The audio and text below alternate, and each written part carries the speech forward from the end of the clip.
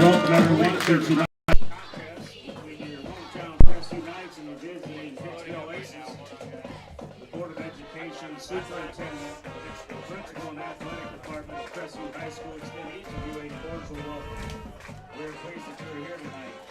As we honor our mayor.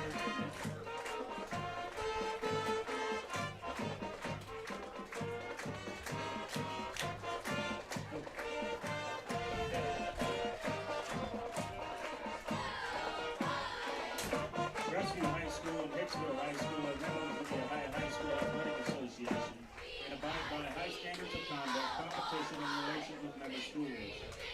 The athletes in this game are friendly rivals while playing may be fierce.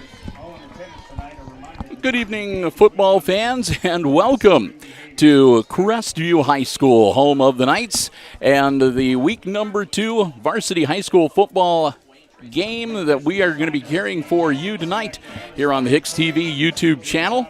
The Aces have made the trip down here to Convoy to take on the Knights for week number 2 and look to even up their record and bounce back from an opening loss to Patrick Henry last week on Friday. And the Knights, of course, standing in their way. And, well, it's all going to be played out on the field here coming up shortly. Hi, everybody, and welcome again to the Crestview High School campus. I am Bill Murphy with Hicksville Community Television. Alongside with me, operating the iPad Pro camera for the live stream, Brian Williams. We are located in the press box, and that's we got to give that a big thumbs up. I'm going to be honest with you because when we came down here, we had been told, and we were planning on being up on the roof of the press box, where we'd be maybe a little bit at the mercy of the weather, because even though we have not seen any precipitation, there were some dark-looking clouds that were forming up for a while there, and they were saying that there is a slight chance, about a 40% chance, until about 8 o'clock or so, that we might see a hit-and-miss type of a rainstorm or thunderstorm blowing up. We're going to keep our fingers crossed that isn't going to be the case, and we're going to get the game in. But the nice thing about it is, so they moved us down into the main level, and we are in the press box proper, so we have shelter from the storm should it occur, and we should be able then to continue with our live stream regardless of what Mother Nature throws at us. I guess unless the rain is coming like straight in the windows that we're in front of. But we do want to thank everybody here at Crestview for giving us the space, making us feel very welcome. It's always fun to come down here, and it's always a good game between these two teams. Crestview is, again, a big sports town. They love their football team, and the Aces, of course, they're here to play to win as well. So I'm going to have you sit back and just relax, and we're going to have some high school football coming your way here on Hicksville Community Television tonight. I want to thank everybody for joining us on our live stream coverage. The Aces are going to receive to start the game off. I'm going to grab my roster sheets here so I know who's doing what. And we're going to get ready to get this game underway. Kick is up and bounces off the Aces receiver down on the far end. That was Kyler Baird, number 11, that was going for the football. Not able to really control it, and the ball bounces out of bounds after it bounces off of Kyler. So the Aces are going to be deep on their end of the field. They're going to start off this drive 1st and 10 on their own 6-yard line. One thing I didn't get to in the pregame as we were talking it up, we want to say a big thank you again to Mark Motes. Not Mark Motes Ford. Gee, my knees. We'll have to edit that one out. I want to say a big thank you to the Jim Schmidt family of automotive dealerships in Hicksville, Ohio, underwriting our coverage tonight. We're right next to another broadcast crew that was mentioning that other person. So, and that's going to be ruled an incomplete pass. Ladder rolled out towards Baird, but one hopped it. So that'll make it 2nd and 10 for the Aces.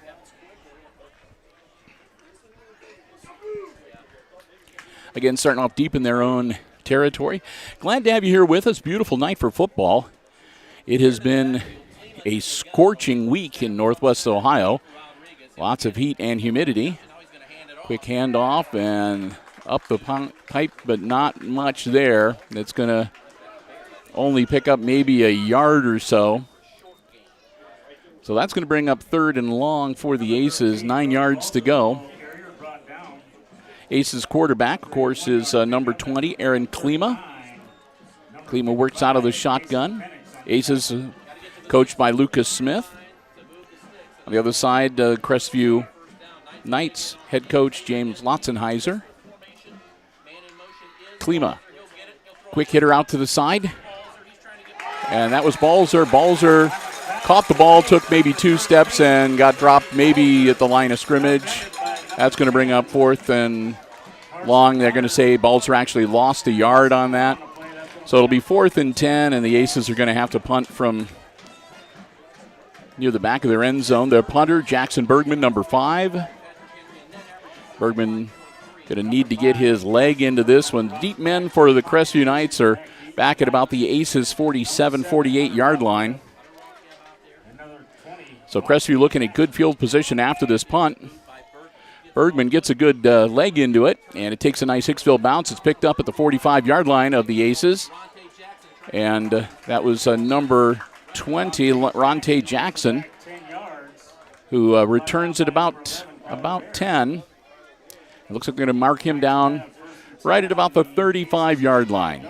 So give him 10 on the return from the 45 to the 35, and that's where Crestview will start their first offensive stanza tonight, 1st and 10, with great field position already on the Aces side of the field.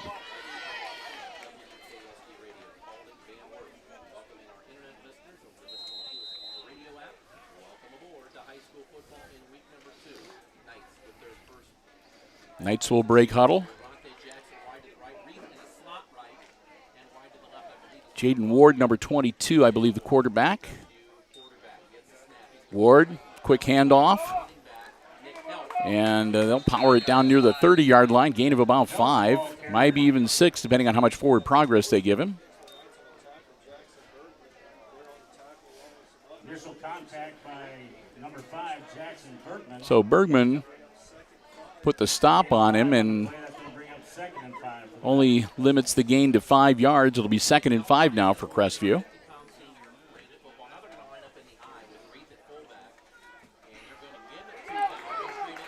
And strong run right up the middle. And that was Donovan Reith with the carry. He'll move the chains as Reith just goes straight downtown and takes the ball all the way down to the 16-yard line. And they'll do another quick hitter, and they'll punch him right up the middle again. Gain of maybe about 4. Yeah, maybe 5.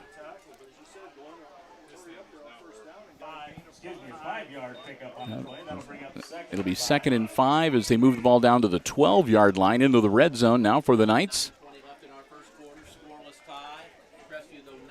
Aces looking like getting in behind the 8 ball early here tonight. High snap, but he controls it. Quick hitter out to the side to the receiver number 7, that was Hunter Rothgeb, who made the grab, but he gets dropped pretty much as soon as he gets his hands on the football for a minimal gain. As a matter of fact, they're going to say that he even lost a couple yards on that. So that'll make it 3rd and 7.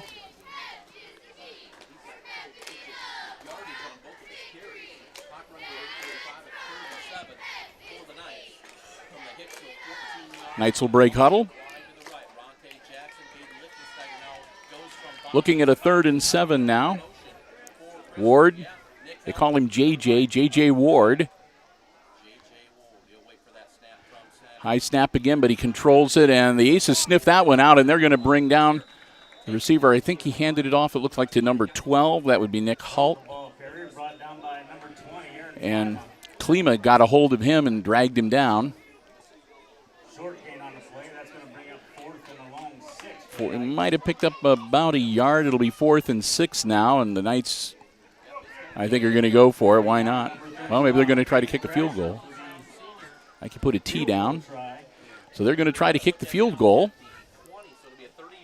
This will be about a 30-yard attempt.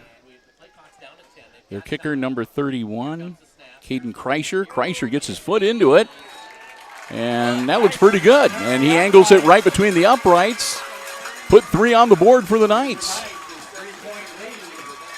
So the Knights take an early lead, 3-0, but the Aces do hold them to just the field goal, which is not something you say very often in a high school football game.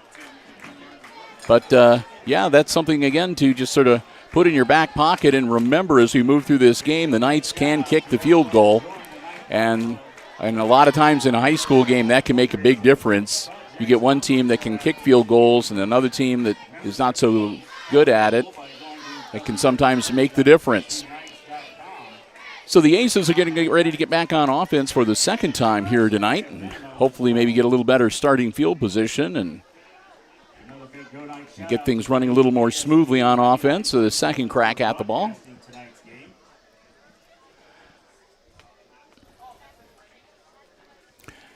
We do want to thank everyone for joining us too on our live stream tonight, especially those who might be joining us from Crestview. I know that they are planning on streaming their own games here within the next week or so, but some of their equipment didn't arrive in time for tonight's game, so they asked if they could share our link with their fans, and we're happy to do that. So to all of you Crestview fans who are joining us for our live stream tonight, we'd like to welcome you to Hicksville Community Television.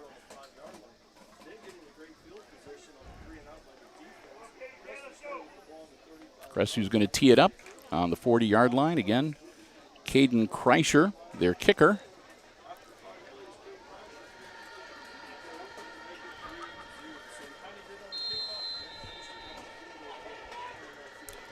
Puts his leg into it, but it is a short kick, and it's going to take an Aces bounce. It'll bounce back towards Crestview and go out of bounds.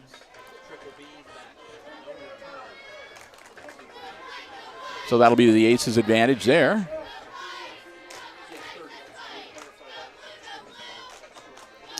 Seven minutes, 42 seconds to go here in quarter number 1. Varsity football action on a Friday night. Week number 2, the Aces at Crestview. Bill and Brian for HIX-TV, glad to have you with us. Aces getting ready to get back on offense for the second time tonight. They'll have the ball 1st and 10 at their own 35-yard line.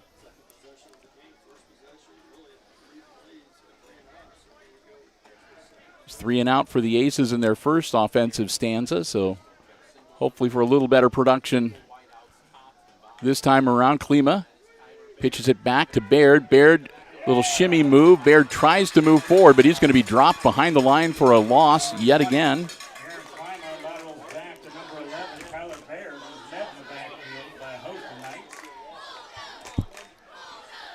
So a loss of looks like a couple. Well, they're going to say 1 yard. 2nd and 11 now for the Aces.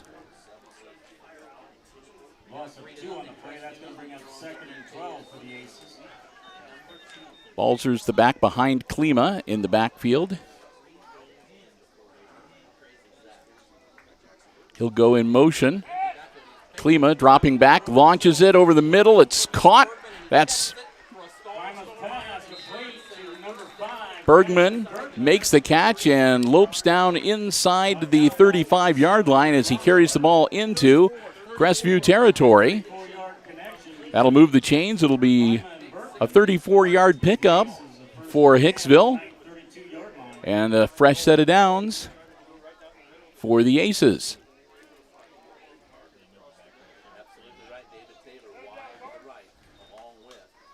3 receivers out wide on the near side towards us. Klima working out of the shotgun again. Launches it. Caught. That's by Baird. Baird powers forward and gets down to about the 20-yard line.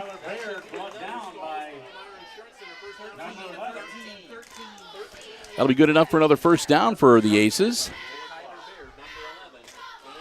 as they're right on the edge of the red zone now. 1st and 10 from the Crestview 20-yard line.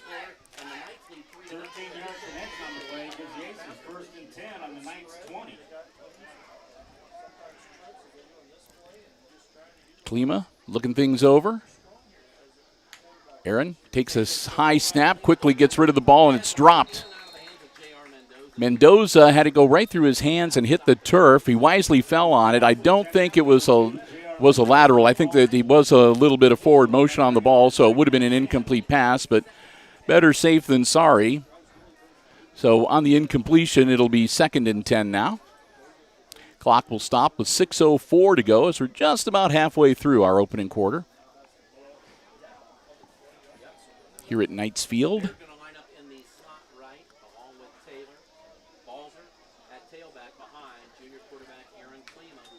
Klima, again a fake, and again a pass, and again a catch. And that one is grabbed by Taylor, and Taylor's going to take it down to about the 13-yard line to pick up about 7 yards.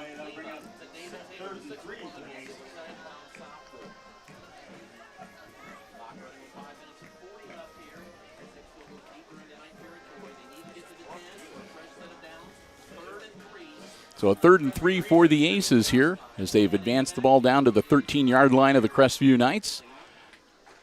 Klima spins around, then he hands it off. And this should be first down yardage. And Balzer gets close to the... And he'll get through. I saw him go towards the pylon, and they said he broke the plane. So Balzer takes it in from 13 yards out. Touchdown Aces. And Hicksville takes the lead on the game tonight now, 6-3 over the Crestview Knights. And we'll see what they're going to do for the conversion attempt. The Aces have shown a tendency last week to go for 2. But we'll see what they decide to do here tonight. It looks like another 2-point conversion. So the 2-point attempt forthcoming. Klima. A pass, and it's ricocheted around. It was off the intended receiver, and then it ricocheted towards another Aces player, but he couldn't get a hold of it either. So the ball bounces and is not caught, so the conversion is unsuccessful, and the score will remain 6-3 Aces with 5:18 to go in our opening quarter. Glad to have you with us again. Beautiful night for football. We're hoping it might cool off a little bit, and we're glad to be inside the press box. They've got all the windows open, so we got some nice flow-through ventilation. And we are not under the beating rays of the sun like we would be if we were up on the roof. So, like I said, we are very grateful for our space here in the press box tonight. And as you can see on the live stream, it's just a beautiful night for football. And, again, we're really not worried too much. I guess there's a slight chance of some pop-up storms, but I don't think we have anything to worry about. Aces back onto the field, and they'll get ready to kick it back to the Knights.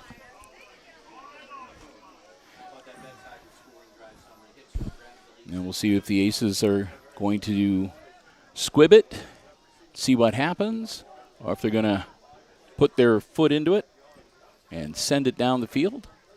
Number 13, Brody Balzer prepares to kick off for the Aces. So Balzer is getting ready to do the kicking.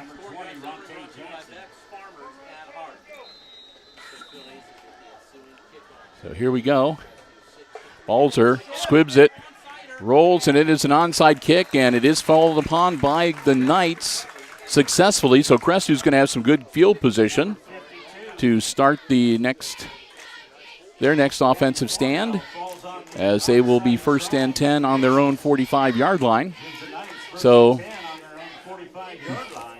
the squib kick, it's high risk and high reward. I mean, you run the risk of giving your opponent some pretty good field position, but it takes a bad bounce, or if it goes more than 10 yards, you might just be able to steal it back and get another offensive possession out of it. So 5:17, and the Knights back on offense.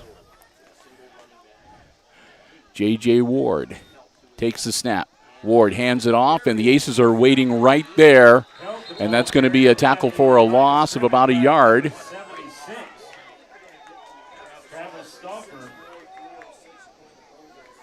Loss of 1 on the play. That's going to bring up 2nd and 11 for the Knights.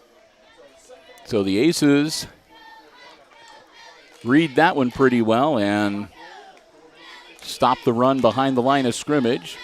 Make it 2nd and 11 for Crestview. Clock continues to roll now, 4:45 and counting in quarter number 1. Aces Pride Marching Band making the trip with the football team. They'll be performing at halftime along with the Crestview Knights Marching Band. Ward gets the snap. Ward hands it off. A nice run here. Good stiff arm. And to midfield, that's number 12 with the carry, Nick Helt, excuse me. And Helt manages to pick up about 6 to make it 3rd and 5. So the ball's nose resting right on the midfield stripe. And a 3rd and 5 for the Knights.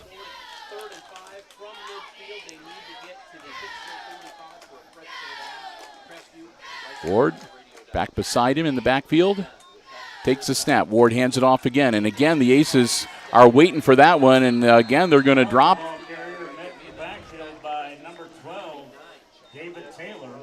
That was Helt with the carry. And Helt's going to lose about a yard or make it 4th and 6.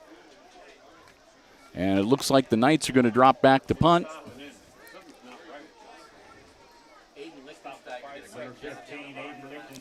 Not going to go for it on a 4th and 6 on their half of the field, so they're going to kick it off.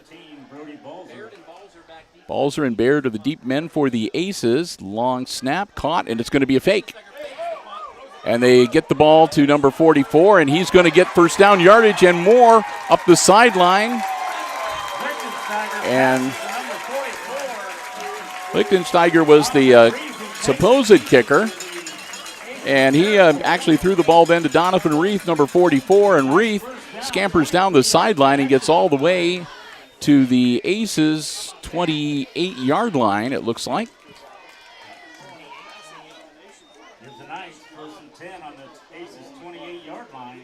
So that gives them a 1st and 10 with 3 minutes and 30 seconds to go.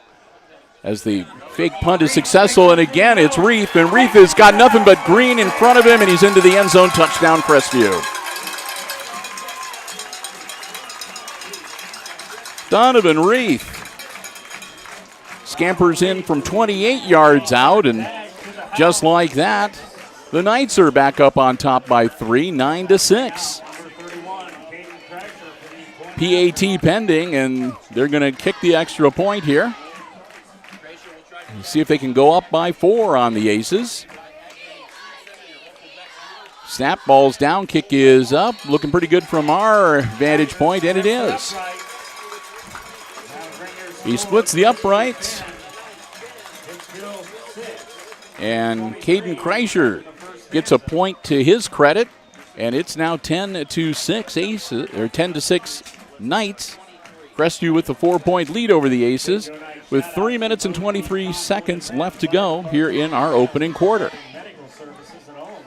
We'll be taking a little bit of a break at the end of the quarter to say a thank you to our football broadcast underwriters, the Jim Schmidt family of automotive dealerships.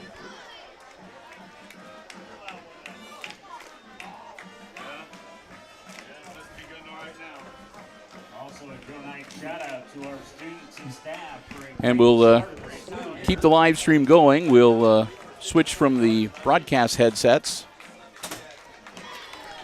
to the iPads onboard microphones at halftime to bring you the band performances. And, of course, we'll be back then to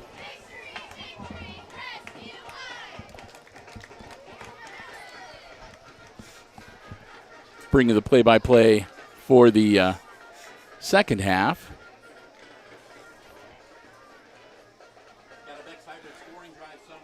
So the Aces getting ready to receive the football.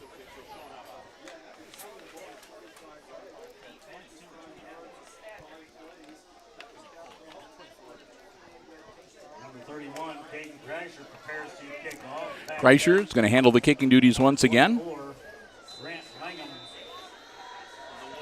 Kreischer, that's a low one, and it rolls, scooped up. That's number 24, Brent Langham.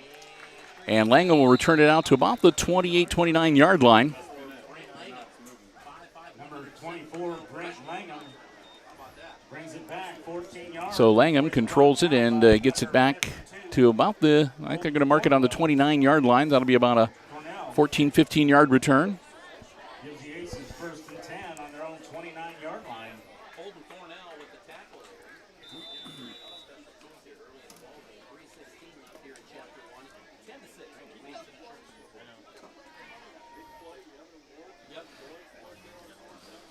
And we'll let you know, too, that if you're wondering why every now and then the Zoom function is looking a little, I don't know, not as smooth as usual, it's so humid. We've got some condensation.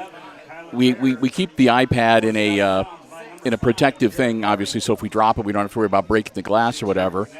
And it's been so humid that it looks like we've got a little bit of condensation. So there's certain parts of the screen when Brian tries to touch them to zoom in or zoom out, it's either not working or it's kind of a delayed reaction. So we're going to try to adapt to it as best we can. And the play that we just missed was a nice one, and the Aces advanced the ball out to the 35-yard line where it is 2nd and 4. Klima takes the snap. Klima, quick pitch out to the side, caught. First down yardage, not by much, but he lunges down to the 40-yard line. So Baird makes it to the 40-yard line, and they only needed to get to the 39 to move the chains. So first down Aces. So they'll keep their offensive drive going. Under 3 minutes to go here in our opening quarter. As this game, with the way Crestview's been playing and the way the Aces have been playing, this could go down to the wire. Man in motion, pitch back. And Baird, that time it didn't work. Baird not able to turn the corner and find a seam, and he runs into a wall of blue jerseyed defenders, and they'll drop him down back at the 38-yard line for a loss of about 2 yards.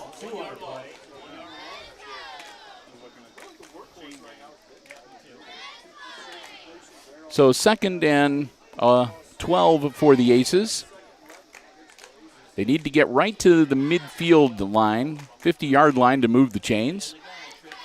Klima, again looking downfield. He's got a man open. It's caught. That's good for a first down. Bergman, no, I take that back. That's Mendoza. Number 2, J.R. Mendoza makes the grab, and Mendoza takes it all the way down to the 34-yard line. So that'll be another first down for the Aces. So Mendoza, the junior wide receiver, coming through clutch and getting the Aces a fresh set of downs.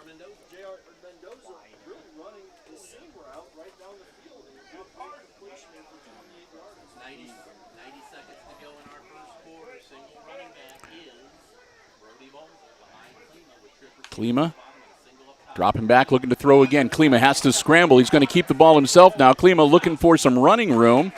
And he might have got back to the line of scrimmage, maybe a fraction past it. But nothing there as the Crestview Knight defenders, give them credit. They closed the gap quickly and prevented Klima from getting any real positive yardage. Might want to give him, the length of a football. That's about it that he picked up on that one. Clock continuing to roll. We're under a minute now in our opening quarter. As the Aces with the football, with a 2nd and 10 from the 34-yard line of the Crestview Knights. Klima, again, he fakes the handoff, looks downfield, nothing there. Now he's going to run, scrambling. Klima gets the ball up in the air and in and out of the hands of Bergman. Bergman not able to pull that one in, so it'll be an incompletion, and it'll make it 3rd and 10 for the Aces. It'll stop the clock with 29 seconds to go in the quarter. So the Aces will be able to take a little bit here to figure out what they want to do. Klima getting the signal from Coach Lucas Smith on the sideline. Down to 10 seconds on the play clock. It's kind of nice here that they have the play clocks. You can watch. Klima gets it away just before the time runs out on the play clock. And he overthrows, and it's incomplete. Intended receiver was David Taylor. But Taylor not able to handle it, and it's incomplete. So it's 4th and 10, 24 seconds to go, and the Aces at the 34-yard line. What are they going to do here? I think that Aces fans are going to want them to go for it.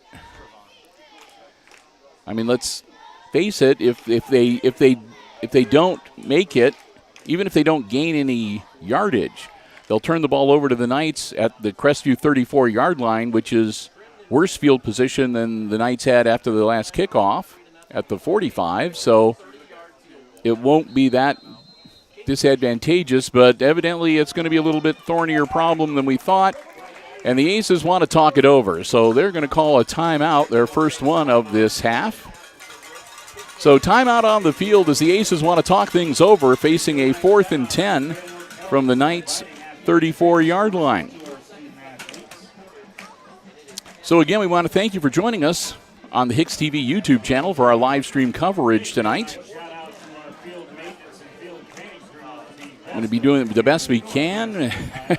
I say that because this week has been so hot and so humid that it has kind of wreaked havoc with some of our equipment. We've had sometimes the devices that we use for live streaming, iPads and so forth, they have it gets really hot and it gets really humid, and they have a hard time charging sometimes. Sometimes if you plug them in, they won't run off of it. We've had a little bit of everything, and so far we've managed to be able to get through it all, and we've managed to get all of our scheduled live streams in with a minimum of interruptions. We've had a few hiccups, but nothing major. And more of the same here tonight. I think, we have a little condensation on the screen, but we can live with that.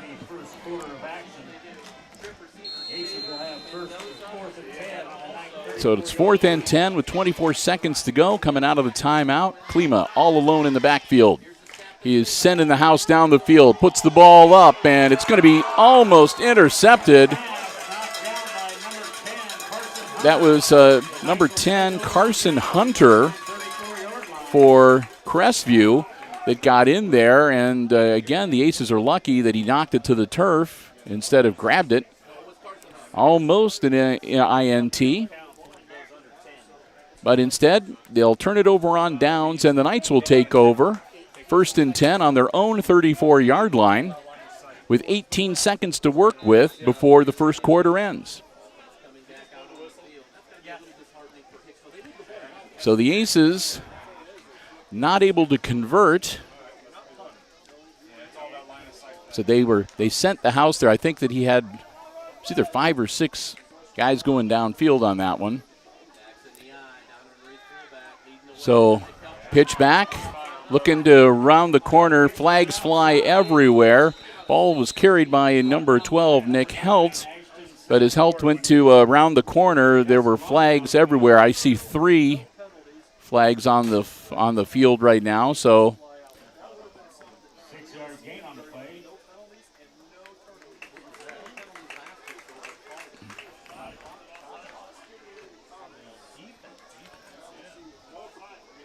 So they'll pick up the yellow flags, and the Aces are moving back.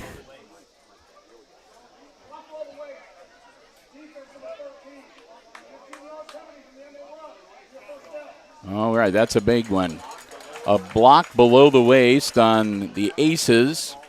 That's going to tack on 15 from the end of the run.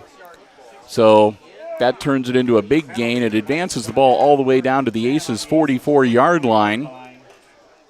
Still 10 seconds on the clock for the Knights to work with, and they've got, a 1st and 10 as they get across midfield and into Aces territory.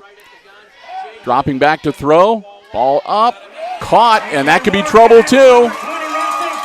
Jackson into the end zone. Touchdown, Crestview.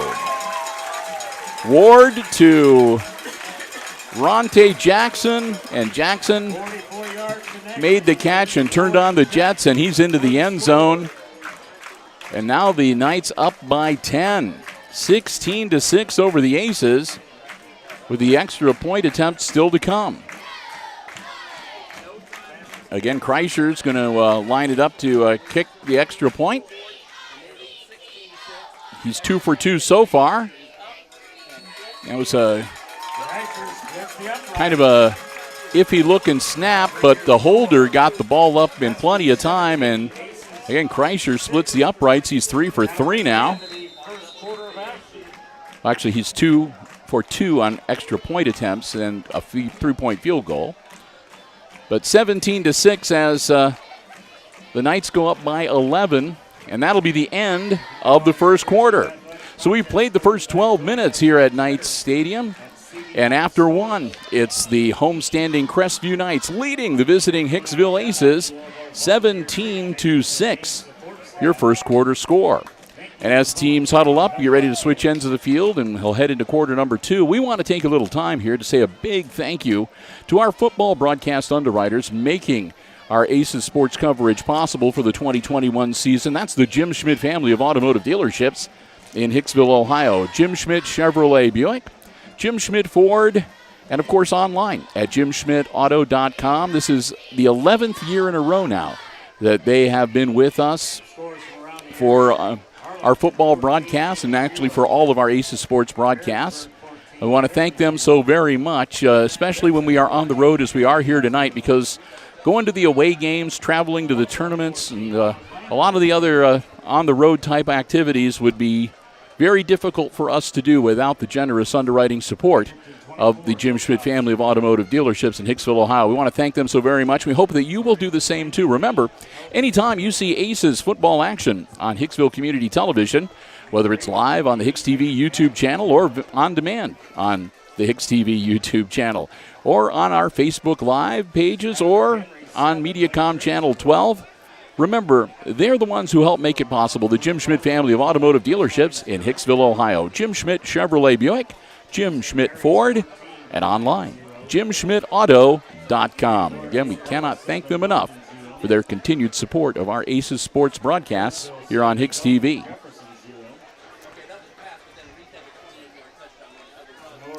So the Aces find themselves down by 11, but on the plus side, we've seen some really good things from the Aces in this game so far in the first quarter. Some really good offense, some really good pass plays.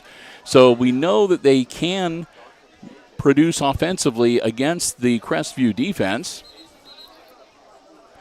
So while maybe it's not the best situation to be down by 11 points, for Aces fans, it's not exactly a dire situation either.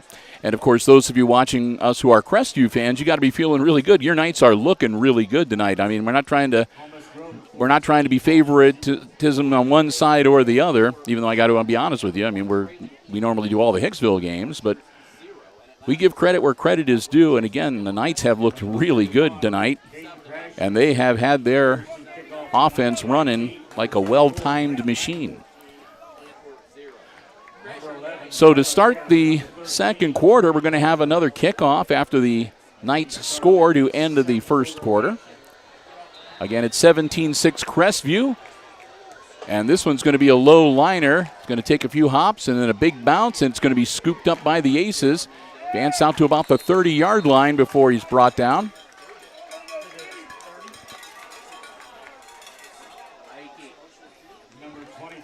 And that was Brant Langham grabbing the ball. And again, advancing the ball out to about the 30-yard line where the Aces will set up shop, 1st and 10. Only 5 seconds off the clock. And here come the Aces on offense once again. They're down by 11, looking to even things up a little bit before we take a break at the end of this quarter.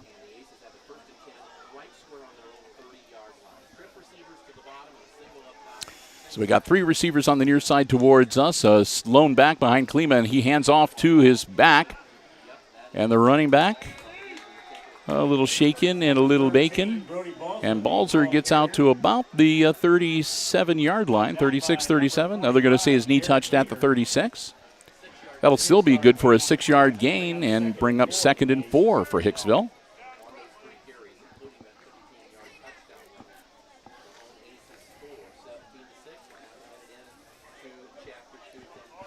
Second down play for the Aces coming up. Again, lone back behind Klima, and again a handoff. And this time Balzer doesn't fare as well as he might have made it back to the line of scrimmage. Maybe a short gain beyond that. Well, they're going to say they're going to give him a couple of yards. They'll make it out to the 38-yard line where it'll be 3rd and 2. And then that looks like it should move the chains as they give it to Balzer a second time, and this time Brody will move the chains. Brody gets it out to about the 42-yard line where it'll be 1st and 10. So the Aces continue to grind it out here. Had some success passing the ball, and now it looks like they're seeing what they can do with the running game.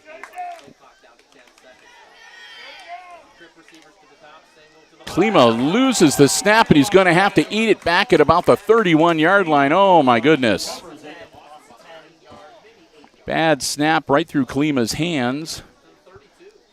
I imagine it is probably warm and palms can get kind of sweaty down there. It is a muggy night here in Northwest Ohio.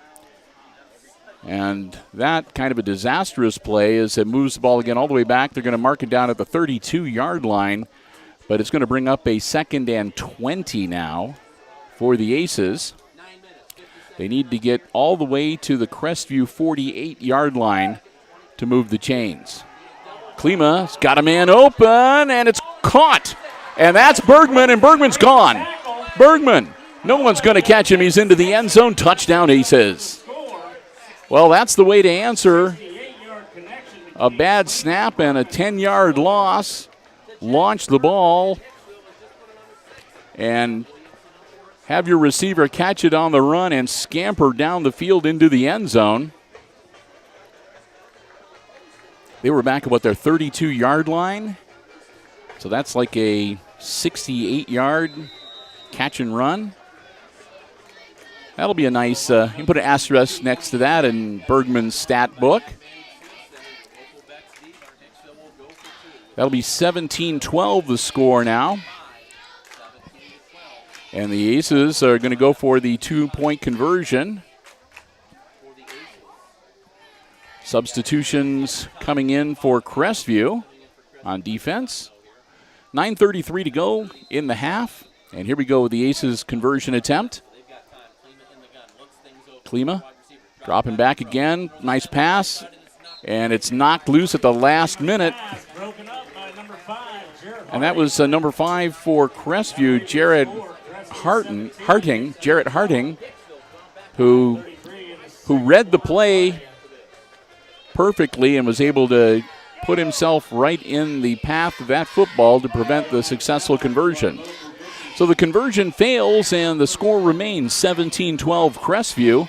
Again, 9:33 left to go in our first half. As the Aces will get ready now to kick the ball back to the Knights, and the Knights will get ready to get back on offense.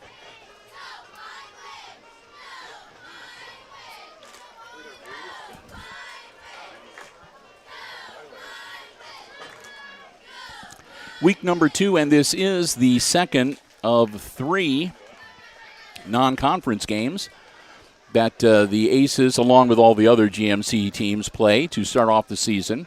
Our conference play will begin with week number 4. Next week, it'll be the last of the non-conference games as the Aces will host the Bombers of Eden. So next Friday, we'll be back at Aces Field. Back deep for the Knights. Number 11, Parker Spieth, and number 20, Ronte Jackson. So the Aces setting up, and I'm pretty sure we're going to see another onside style kick from them. It'd be just what the doctor ordered for Hicksville to be able to get the ball back. And that, let's see, we got a flag thrown on the play. The ball took a hop, and their down man, number 14, Putman, fell on it, but I couldn't tell whether it popped loose.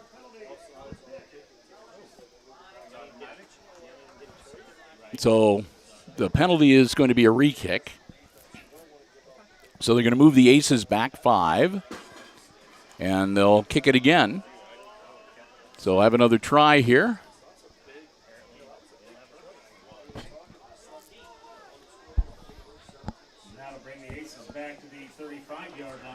So the Aces will kick from the 35-yard line here.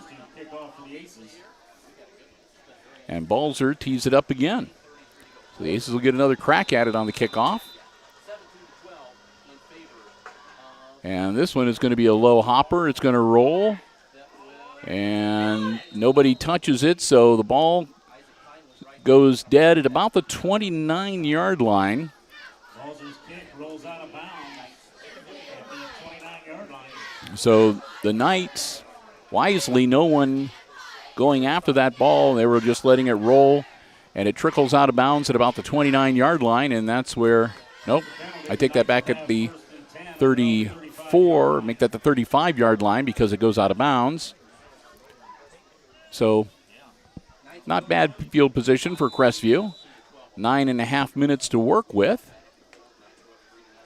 And the Aces back on defense, looking to put a stop on Crestview and get the football back. 1st and 10 Knights.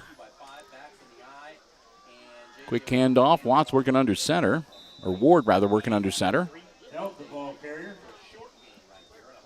And he hands it off to Nick Helt, and Helt is going to get about 3.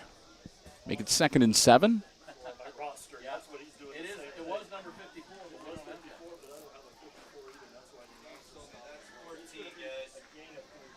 Yard gain on the play. That's going to bring up 2nd and 7.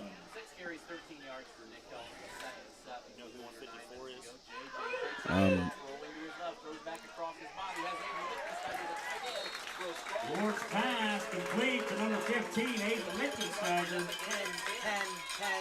10-yard connection on the play. And that'll be a 10-yard gain, and that'll move the chains.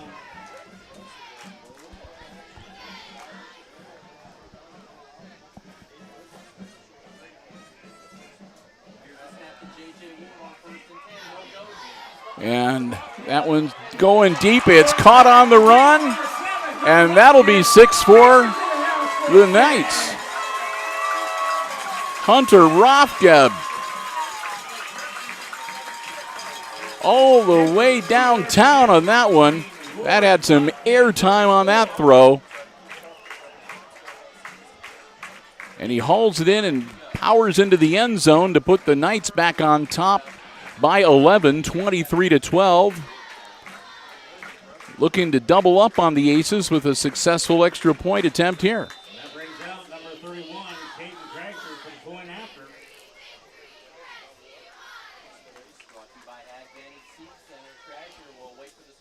Snap is down, kick is up, and it is good. So it's a 12-point advantage for the Knights now as they double up on the Aces, 24-12 with 8 minutes and 35 seconds to go in the half. And we have noticed, it's been pointed out to us too, that there is an ace on the field wearing number 54, and I don't know who that is either. My rosters don't have it listed, so we're not sure. Let's see if we can maybe find that out as we move through the halftime.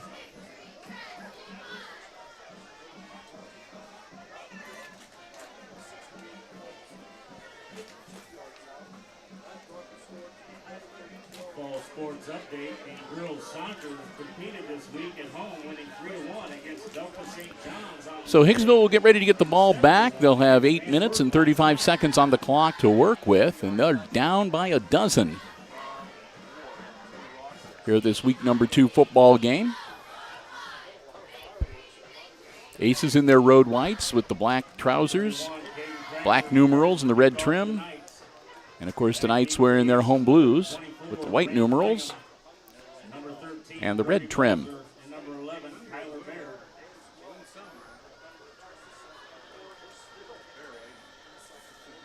So Kreischer putting his foot into it, and it'll be another low liner, scooped up at about the 15-yard line. And Balzer will return the ball out to about the 30.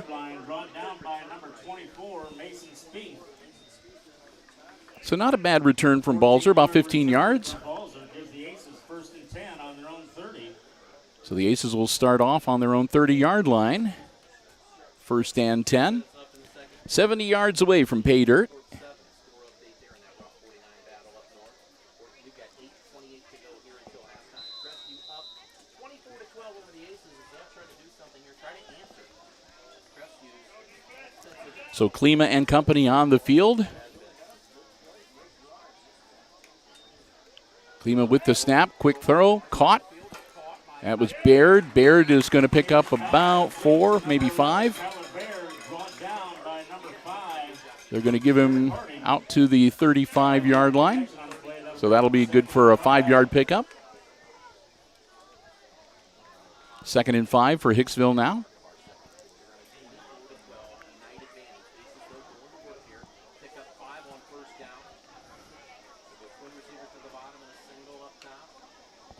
And again, Klima with a quick throw and a quick catch and a dive ahead to move the chains. They needed 5. Looks like they got about 7 on the play. Baird with the catch once again. Clock rolling at 7 minutes and 45 seconds left to go before halftime, and the Aces with a fresh set of downs.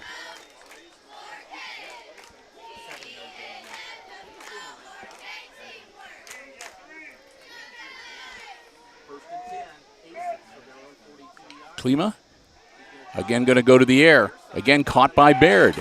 Baird out to about the 47-yard line. Again, a pickup of about 5 yards. 5-yard connection on the play. That'll bring up 2nd and 5. So the Aces doing pretty well. You pick up half of what you need on the first down. Got 2 downs to just pick up 5 yards. Got to like those odds.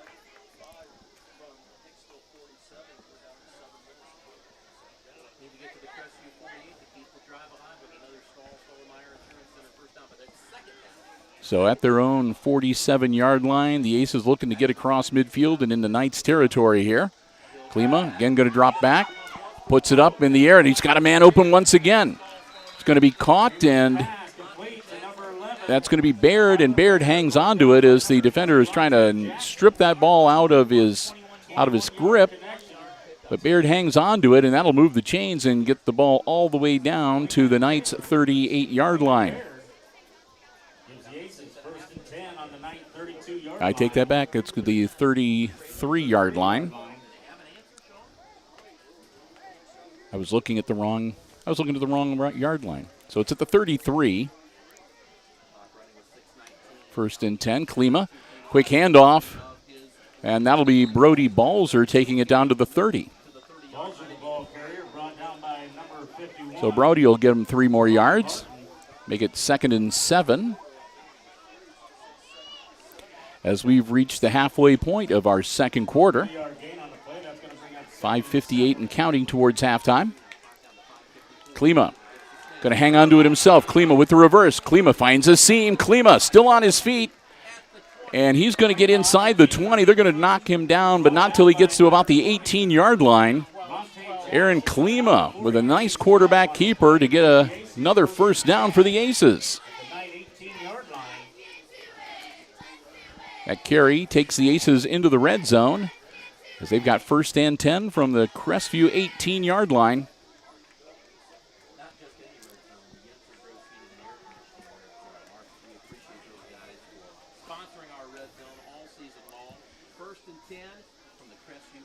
Klima gets the snap. Quick handoff. That's Balzer. Balzer is going to run into a wall this time and only going to get back to about the 20-yard line. That's going to be a loss of a couple. Number 15, Aiden Lichtensteiger with the initial contact. They're going to put him all the way back to the 21-yard line. So that'll be a loss of 3 to bring 2nd and 13 up for Hicksville.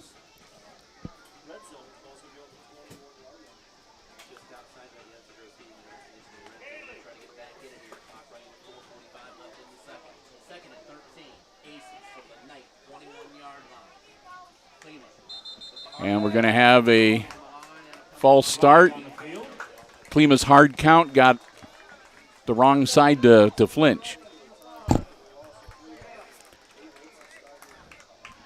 Klima, if you've been watching, you notice he uses a hard count, and he'll clap his hands every now and then. And that time when he clapped his hands, one of the aces flinched and jumped a little bit, so that'll back him up 5 more. Make it 2nd and 18 now. Klima launching it, and that's going to be a foul. It's an interception right now and a return out to about the 26, 27-yard line. But a lot of flags there, so we'll see if this stands. And it looks like it is going to be defensive pass interference. That's the initial indication I'm seeing.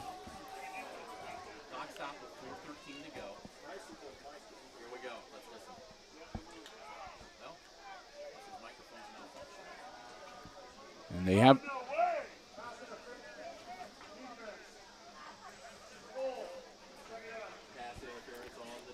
So that will be pass interference against Crestview.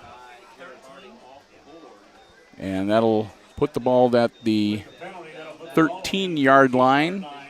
Not enough for a first down, but 2nd and 5, which is way better than what the Aces had before. Back to the 13-yard line. Klima throwing the ball, and that was just Baird didn't turn around quite quickly enough, and Klima had thrown the ball a little bit behind him, so incompletion, and that'll bring up 3rd down and 5 for the Aces. Clock will stop on the incomplete pass with 4:09 to go in our first half.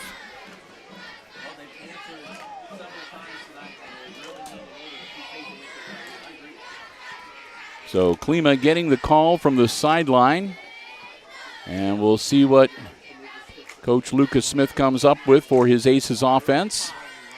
And we're going to have a timeout.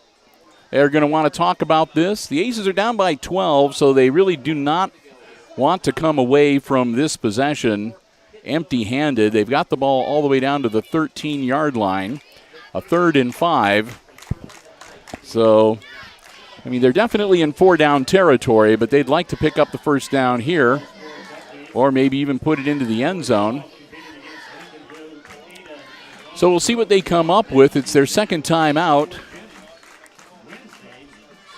of this first half. They have 1 remaining, and again, 4:09 left before halftime.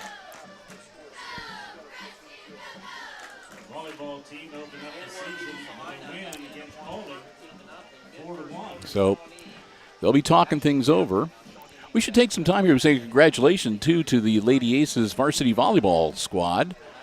They had their home opener last night, hosted the Lady Indians from Wauseon. Straight set winners. The Lady Aces winning the varsity match 3-0 over the Lady Indians.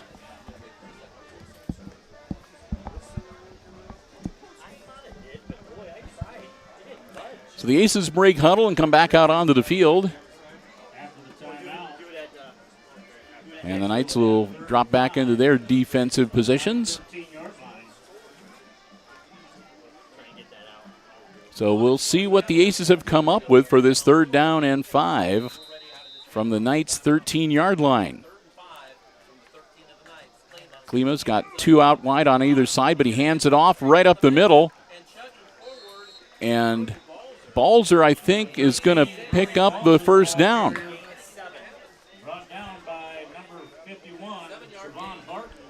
Balzer just started moving his legs, and he was not going to stop. That'll take him all the way down to the 6-yard line, where it'll be 1st and goal for Hicksville.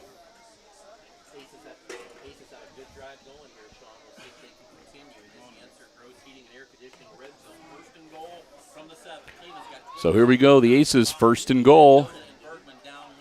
Klima going to keep it. Klima rolling out. Now he's going to try to cut back, reverse his field, spin move, and there'll be nothing doing there. Klima on the keeper doesn't get much of anything.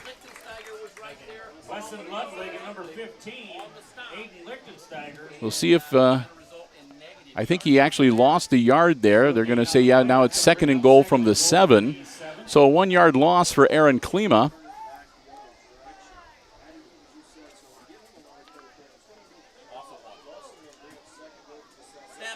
And Klima throws it, is caught, and it is a touchdown. Caught by number 11. Baird makes the grab on the other side of the goal line, and that'll be 6 more for the Aces.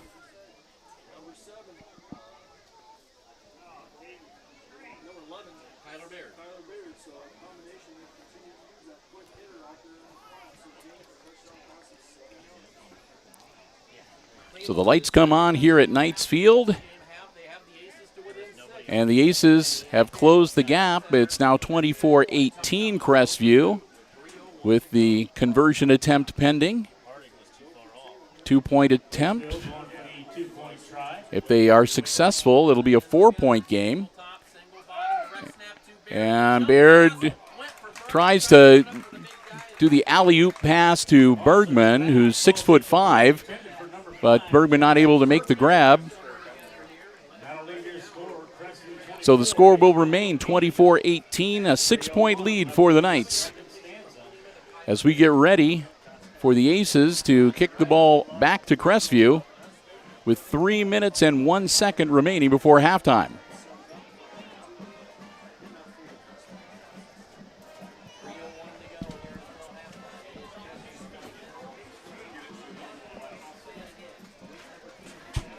Another fall sports update. The 8th grade football team opened up their season at Allen East on Thursday. They 26-8 loss against the Mustangs.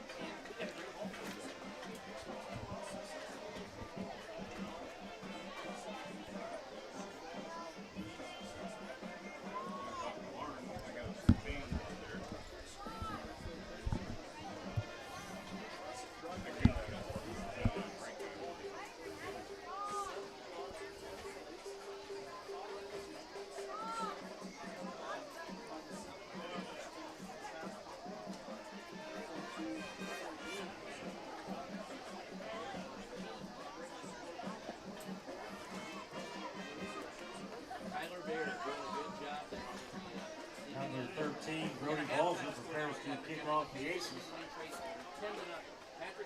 Back deep to the Knights, number 20, Ronte Jackson. 3:01 to go here in the ensuing kickoff. Beck's Farmers Apart, by the way, sponsor of that scoring drive coverage. Hicksville will boot it. So the Aces getting ready to kick off.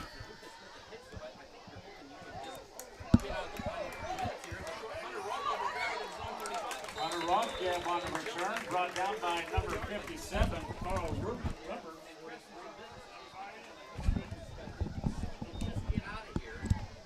So the squib kick results in good field position once again for the Knights On a 10-yard return.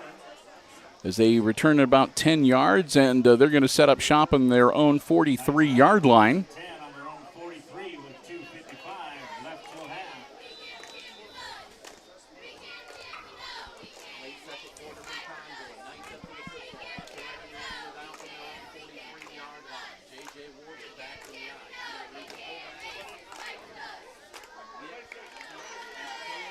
And J.J.'s going to keep it himself. He finds some daylight and Ward, the ball carrier. So Brought down by number 11, Kyler Baird. we apologize again. As we said, the iPad is acting a little funny, and we had a hard time. There's a filter that comes on automatically when you've got bright sunshine, and you just tap the screen to turn it off when it starts to get darker, and it wasn't turning off. So we finally got it to turn off. So hopefully a little better view for you. And with 2:22 to go, they're going to move the chains, and the Knights are going to keep their drive alive. And they'll take the ball all the way down to the Hicksville 41-yard line. Crestview's up by 6 again, 24-18. And looking to maybe see if they can add to that advantage before heading into the halftime locker rooms. 24-18, Knights by half a dozen looking for more.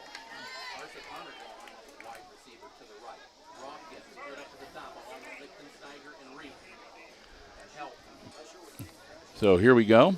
Helps to the right of J.J. Ward hands it off, He slips out of one tackle, slips through another, and into a pile of Aces defenders, but he'll make a cut and power forward get down to about the 42-yard line. I think that's where they're going to mark him down. Actually, they're going to give him to the 41 with forward progress. Make that the 36.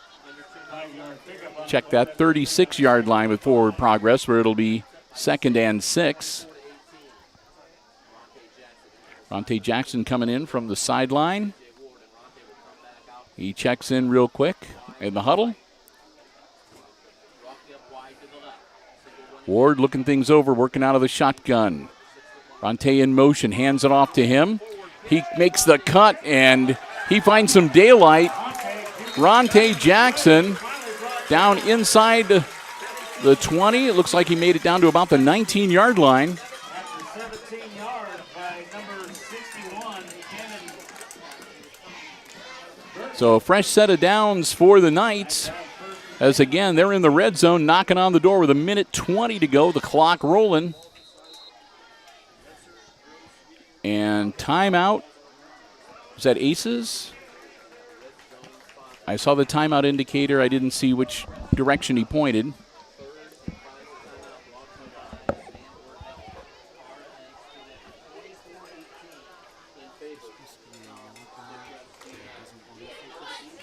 Good night shout out to WKSD 99.7 for broadcasting tonight's game against the Aces.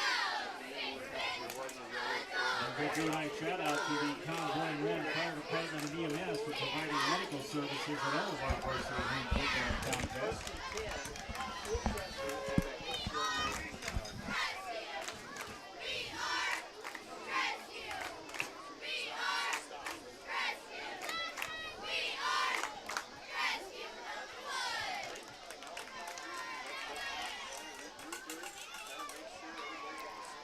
So with the timeout, that'll be the Aces' final timeout of this half. Arlington 14, 8-0. Lipsick 20, Fairview 0. Patrick Henry Chandler. Just heard that Lipsick is leading Fairview 20-0 Harrisville 7, here in week number 2. St. Mary's 28 and 5. Minute 18 to go before halftime. Pandora Gilboa 14, Bluffton 14. No play resumes after the timeout. Crestview will have first and 10 on the So the Knights are going to have a 1st and 10 from the Hicksville 19-yard line. As the Aces have talked over what they want to try to do here defensively. Minute 18, they want to hold them out of the end zone and not let them put any more points on the board here before the half. That's caught. Rofgeb makes the grab for the Knights, and he'll get a little forward progress, about 7 yards. The Aces will finally get him to the turf, but not before he picks up 7 and brings up a 2nd and 3rd.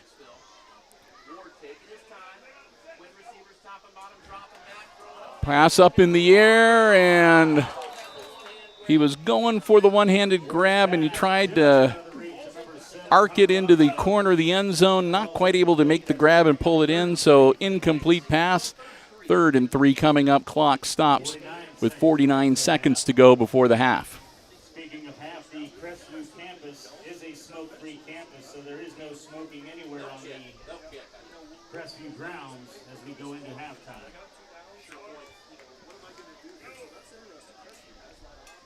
They got to get to the 9 for the Stahl-Stoller-Meyer Insurance Center first down, 3rd and 3 from the 12. Ward in the gun. So Ward works in the shotgun, man in motion. Ward's rolling out.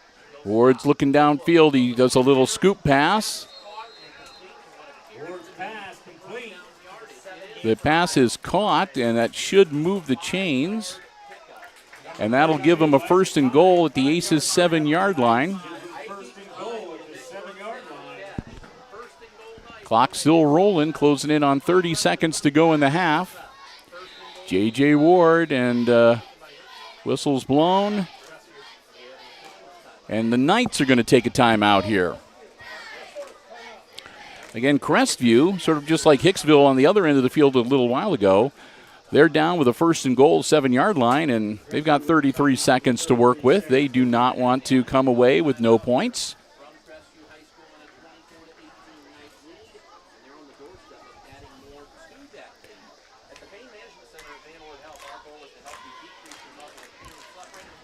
So we'll see what they come up with in this timeout huddle. It's their first timeout of the half. They'll have 2 remaining if they want to use them in the remaining 33 seconds. If you know you can rent the Night Pride Castle, our old press box, for 1 of 2 games this season by placing the highest bid. You and 10 Night fans of your choice can enjoy the comforts of the castle, along with 2 large pizzas and Spirit Pack on October 15th versus Ada, or October 22nd versus Woodson. This does include admission to the game. So man in motion for the Knights. Ward rolling out, looking downfield, hanging on to it. They get him by the jersey, and they got him again, and they're going to take him down for a loss. So Ward not able to get away from the Aces defense, and he couldn't get the ball off either. So it'll be a tackle for a loss. They'll move him all the way back to the 18-yard line, where it will be 2nd and goal, and another timeout for the Knights. I'm sure that was the last thing they were expecting after the timeout they just took, and with an 11-yard loss on the play, they've got a little bit more to talk about now. 21 seconds still to go in our first half. Bill and Brian, glad to have you with us and hope you are enjoying our coverage here on the HIX-TV YouTube channel.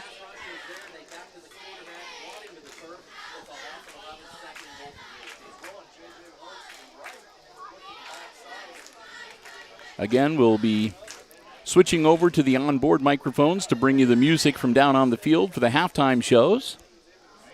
And I will be back with you on the headset microphones for the second half of action here at Crestview tonight.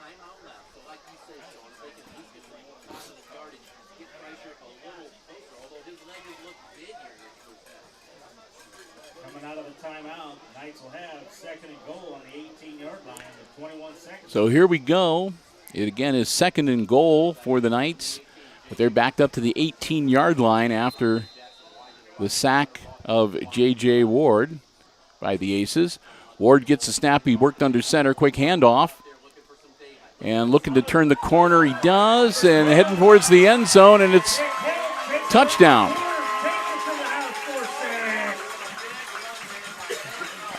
I think that was Helt that took it in. Number 12. So Helt picks up the 18 yards they need and punches it into the end zone with 12 seconds still to go in the half. That puts the Knights up now 30-18, looking to make it 31. A 13-point lead if the kick is good.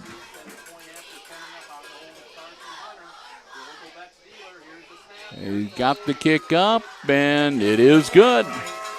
Kreischer hasn't missed yet tonight, and that makes it a 13-point game, 31-18. The Knights leading the Aces, 12 seconds to go in this first half.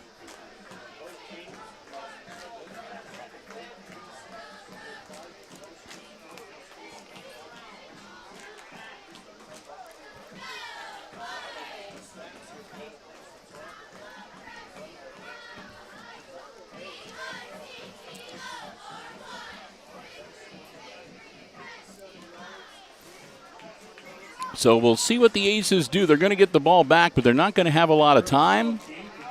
Are they going to see if they can maybe make something happen? They don't have any timeouts left, and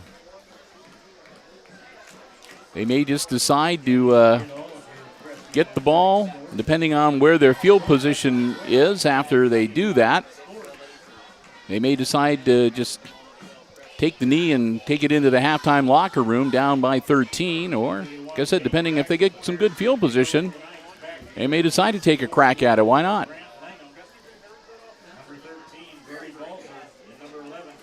Caden Kreischer teeing it up. Kreischer, the senior place kicker. Kreischer is going to, again, another low liner. Is going to take a hop, and the Aces are just going to fall on the ball at the 25-yard line. That was Steffel, number 8. Caden Steffel is just a sophomore. the ball coming straight to him, so he just grabbed it and fell to the turf. 11 seconds for the Aces to work with, and like I said, we'll see if they're going to try to make anything happen here, or if they're just going to take the knee and head towards the halftime locker room.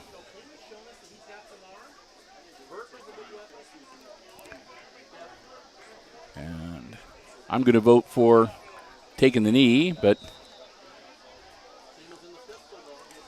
and that's exactly what they do. And the Knights don't look like they're interested in stopping the clock.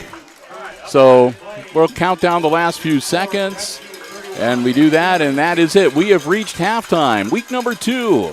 Varsity football action from Crestview Knights Stadium here in Convoy, Ohio. And at halftime, it is the homestanding Crestview Knights 31 and the visiting Hicksville Aces 18. Again, a big thanks to the Jim Schmidt family of automotive dealerships in Hicksville, Ohio, underwriting our coverage here on Hicksville Community Television. Thanks to all of you for joining us. Hope you've enjoyed the first half of the live stream. And, of course, stay with us. We've got halftime entertainment coming up. And I'll be back with more play-by-play action for the second half right here on HIX-TV. With that, going to wrap up things temporarily. The live stream is going to keep going. But I'm going to unplug the broadcast headsets. We're going to go to the field mics, and we're going to bring you the Aces Pride Marching Band.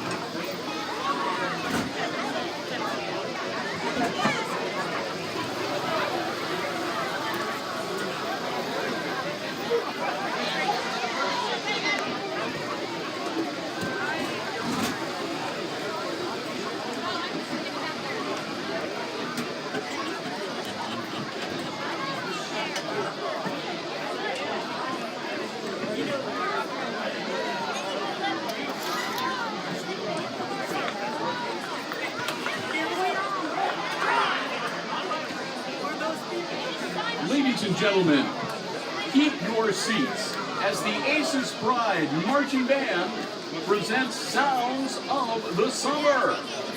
Tonight, we have fun in the sun as the band presents a solar coaster ride of music, including the music of Katrina and the Waves, The Ventures, and The Safaris. We begin our performance this evening as we light up the field with Katrina and the Waves' first U.S. Top 40 hit, Walkin' on Sunshine.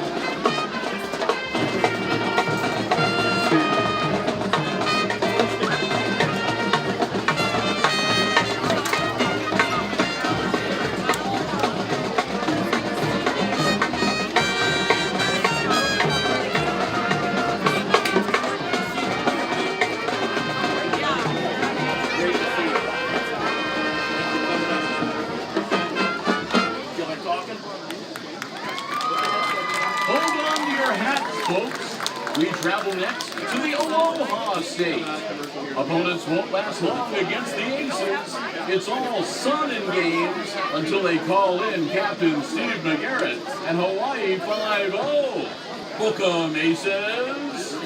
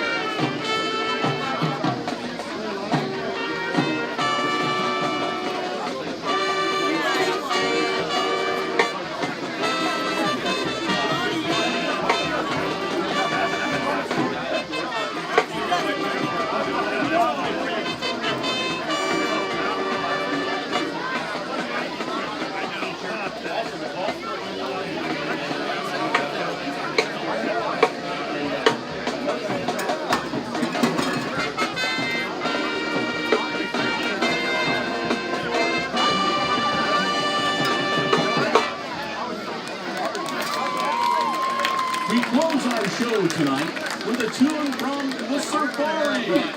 We feature the Aces Pride drum line with all suns blazing as we cheer on the Aces to wipe out the competition.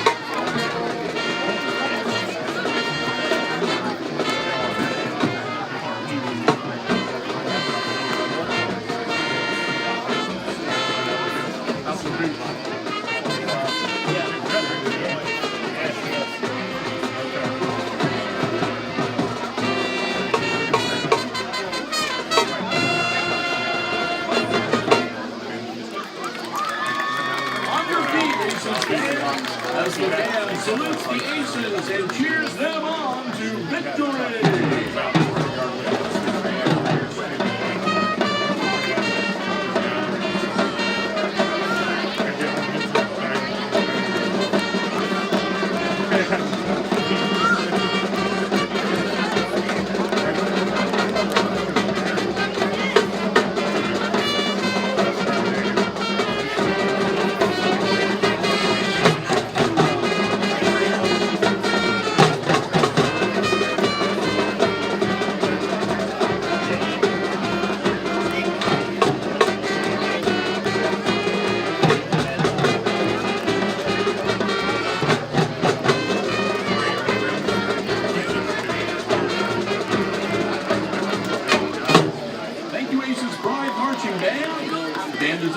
Of Mr. Zach Colmeyer.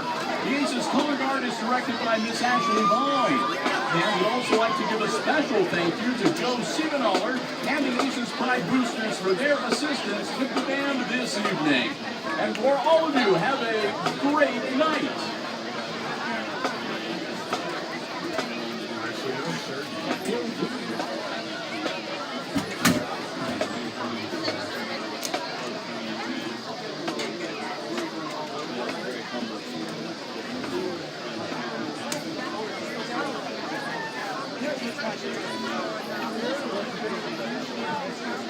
Ladies and gentlemen, Crestview High School is proud to present the Crestview Marching Knights. Under the direction of Jason Lozier, the Marching Knights are led on the field tonight by Field Commanders Kennedy and Kimberly Seitz.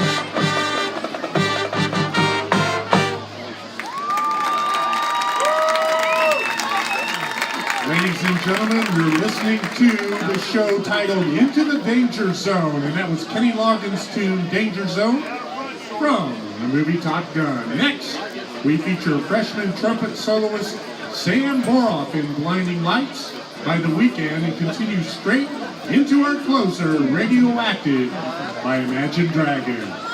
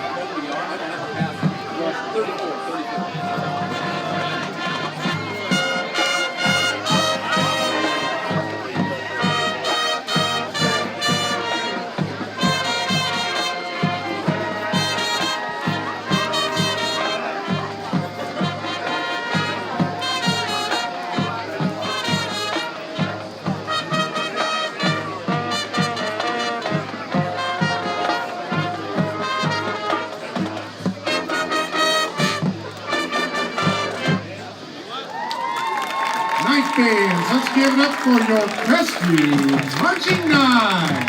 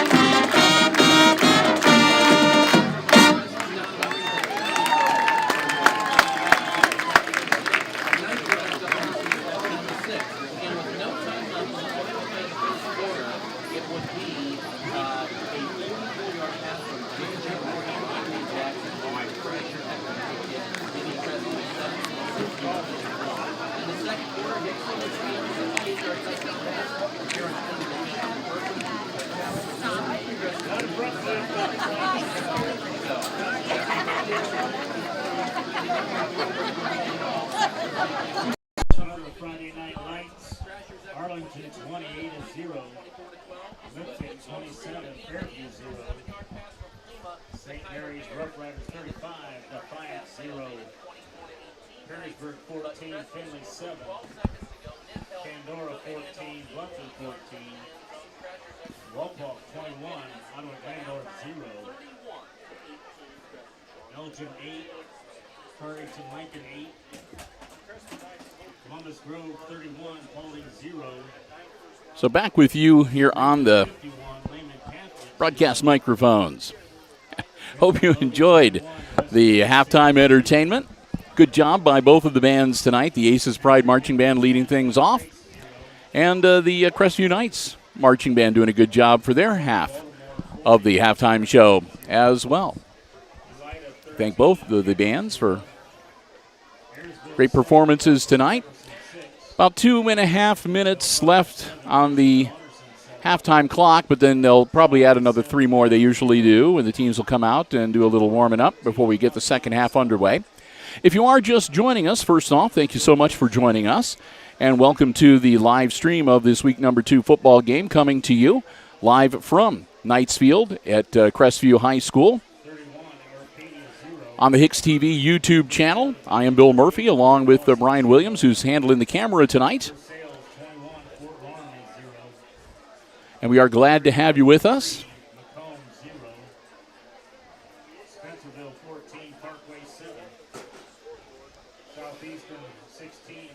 If you are just joining us, too, at halftime, the homestanding Knights are ahead. They are leading after the first 24 minutes of play, 31-18. The halftime score. And Crestview will be getting the ball to start the third quarter. They kicked it off to the Aces to start the game. So they will have the football first as the third quarter gets underway. Our live stream coverage underwritten tonight by the Jim Schmidt family of automotive dealerships in Hicksville, Ohio. Jim Schmidt Chevrolet Buick, Jim Schmidt Ford, and online at jimschmidtauto.com. Want to thank them so very much for their continued support of our Aces Sports broadcast on Hicksville Community Television.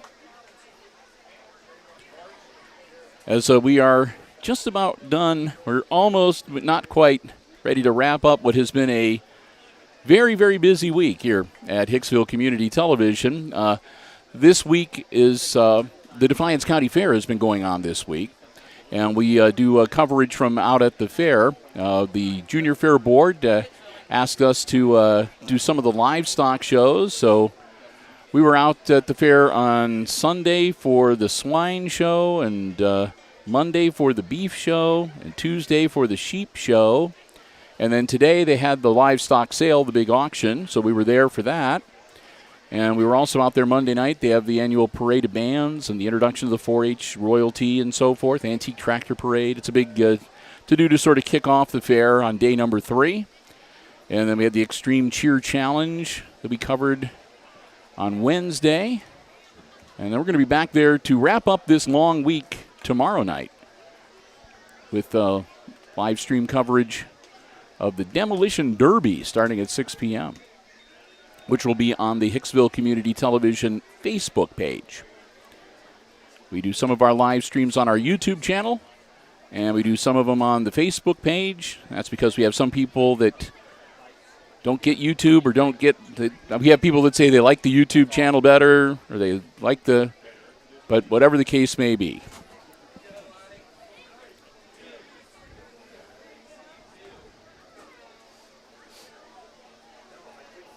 So the lights come on inside the press box too, which is nice, because in my older age, it gets tougher for me to read the rosters sometimes when it gets really dim and kind of dark. So we appreciate the throwing a little light on the subject.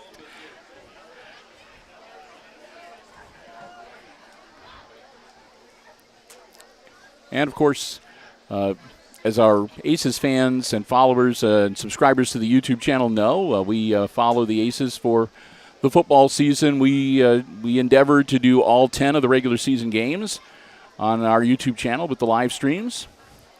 And Well, hopefully it'll be a good enough year that the Aces will make it to postseason play, and thanks to the generous underwriting support of the Jim Schmidt family of automotive dealerships, we're usually able to tag along on the for the postseason action as well. And while we are doing that, also, again, I mentioned the Facebook page. We'll be doing the home volleyball games, matches, on the Hicksville Community Television Facebook page. So lots of Aces sports action on live stream coverage on HIX-TV on our various platforms. And we also try to work in some junior high action as well. We try to cover all the varsity action and as much as possible, JV and sometimes the freshmen. We did a triple header for the volleyball squad last night with the freshmen and the JV and the varsity matches all live streamed on our Facebook page. We try to work in some junior high action too. And get a chance for the younger kids to showcase their skills, get a little FaceTime on the live stream coverage. So we do appreciate all of you who follow, like, and subscribe, and hit the button for hit the bell for the notifications. We appreciate all of that a great, great deal. We really do. Final seconds ticking off, and we're about ready to get this second half of football underway. And again, it's the Crestview Knights leading the Aces here at halftime, 31-18. The halftime score, Aces down by 13. Not an insurmountable lead for Aces fans. But it'll be interesting to see what kind of adjustments have been made on both sides of the football, because I'm sure that the Crestview coaching staff has not been sitting idly by in the halftime locker room either. So it'll be interesting to see just what adjustments both teams have made during halftime. Start our second half of tonight's contest. Number 13, Brody Balzer prepares to kick off. And again, it'll be Balzer kicking off to the Knights to get the second half underway. Jackson is the deep man for Crestview.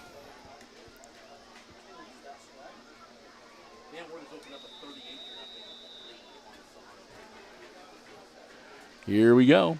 And there's the kick, and this one is airborne. It rolls, and it is scooped up. Jackson, a little bit of a, and he doesn't get much in the way of forward progress. He gets taken down at about the 20-yard line. So Rodriguez takes him down, and the Knights will start first and 10 on the 20-yard line. 11:54 as we are ready to get underway. Crestview with a first and 10 from their own 20, which I think is one of the farthest back on their own side of the field that they've started an offensive drive yet this evening. Aces defense set and ready to go. And it'll be first and 15 for Crestview.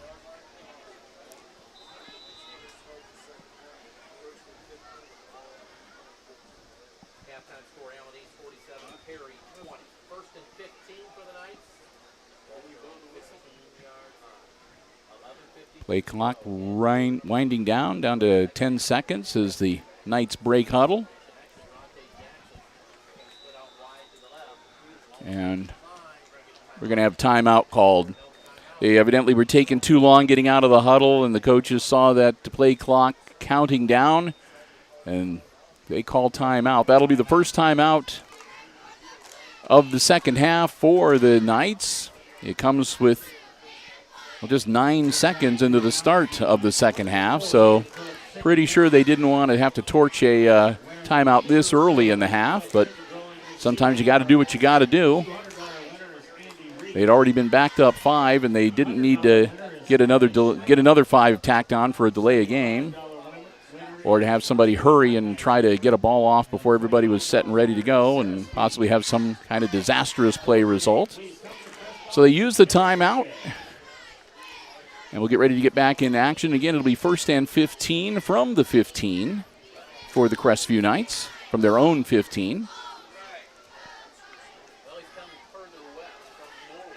That's his stomping ground. He's sports editor online at BWindependent.com. He does colors of Van Wert Sports.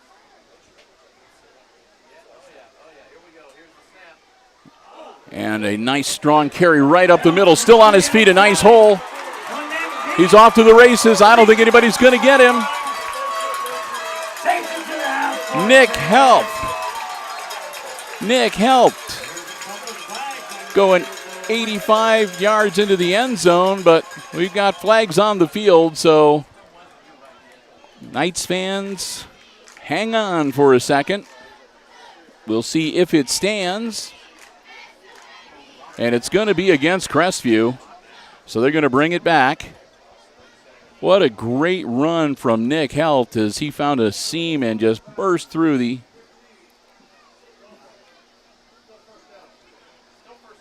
So it'll still be first down. And do we have a player down on the field? Oh, they got him up, okay.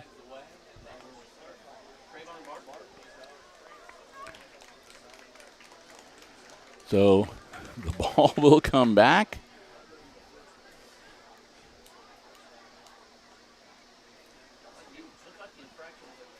And they're going to mark it 10 yards from the spot of the foul. The foul, they're saying, took place on the 35-yard line.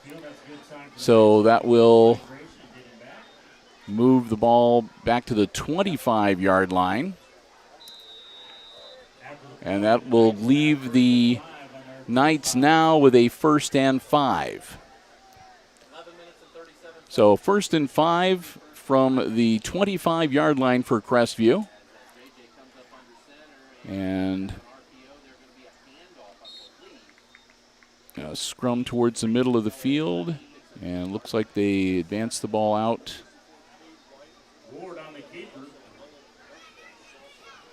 About the 28-yard line.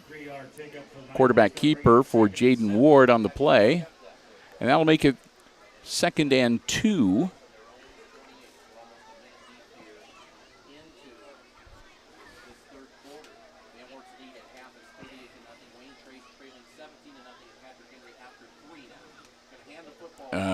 Quick handoff and battling his way towards the first down marker. That was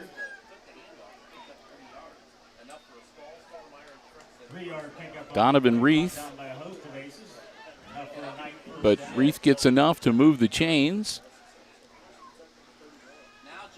Ward airing it out. He's got a man open, and it's just through his hands. The pass intended for Hunter Rothgub. And that's about as close as you can come without actually being able to catch the ball. Went right through his hands, a diving attempt. So, incomplete pass stops the clock. 10:37 to go in the third quarter. It will be 2nd and 10 now from the 31-yard line. And Rothgeb has to make the long run back to the line of scrimmage after going down and field a ways. Ward, hands off. And the handoff to Helt. And Helt looks like he's going to pick up about 3 out to about the 34-yard line. So that'll be 3rd and 7 for the Knights.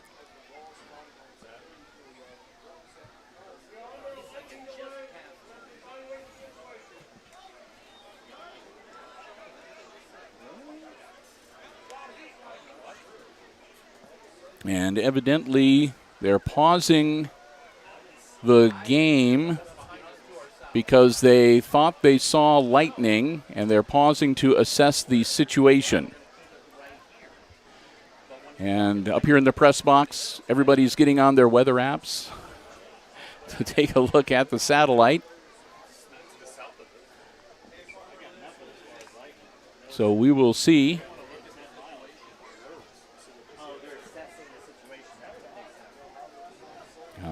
call up the very latest here from Convoy, Ohio.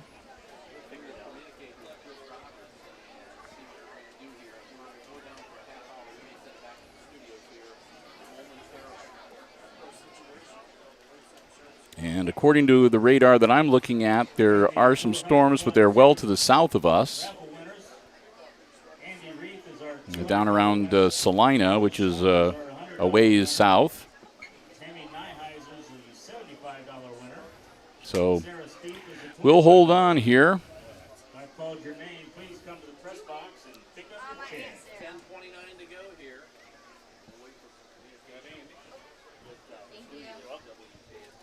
As we are in a official stoppage while they wait to determine what they're going to do. Again, they thought they saw some lightning in the sky, but again, the radar that I have access to here is indicating that the storms are very, very far to the, are way to the south of us.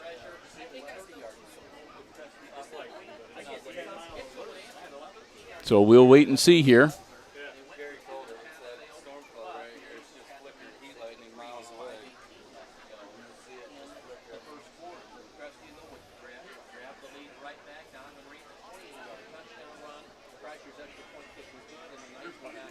So we will wait and see what is going to happen.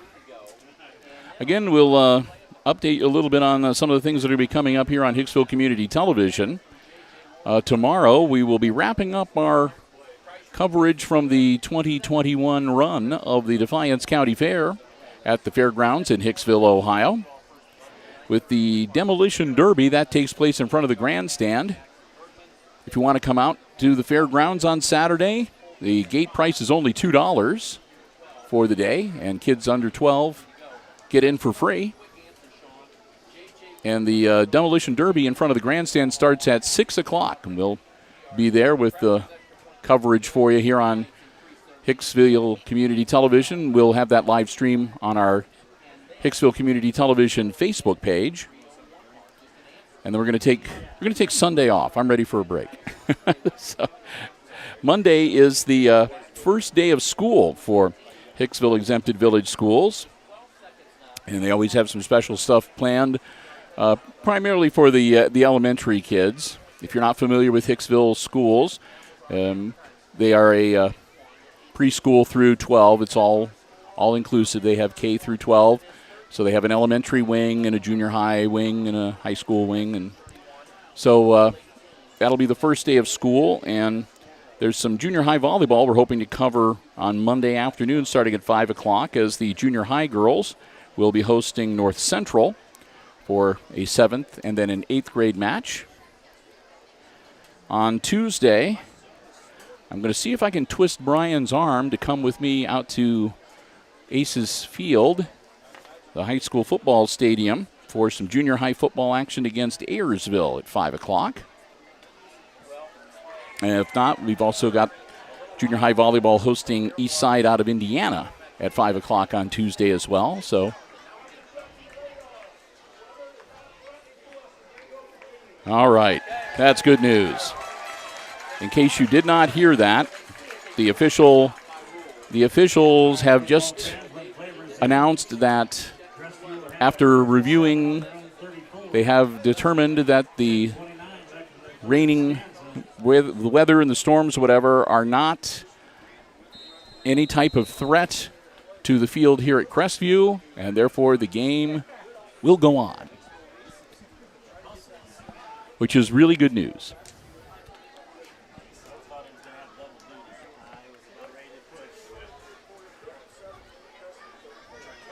So here we go. It is 3rd and 7 from the 34-yard line from the Knights. Man in motion.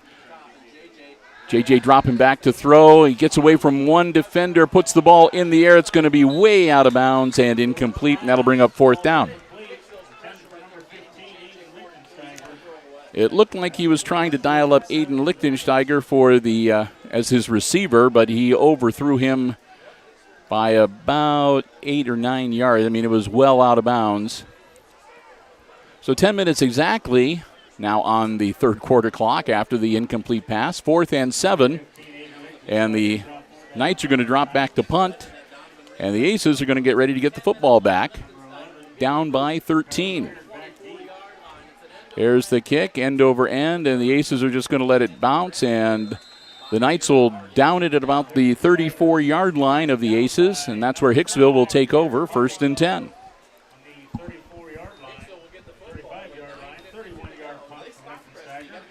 So they're actually going to say his foot was on the 35-yard line when he grabbed the ball. So that will be where the Aces start off. 1st and 10 at the 35-yard line. Their own 35-yard line for their first offensive series of the second half. Again, trailing 31-18. Aces will break huddle, and here we go.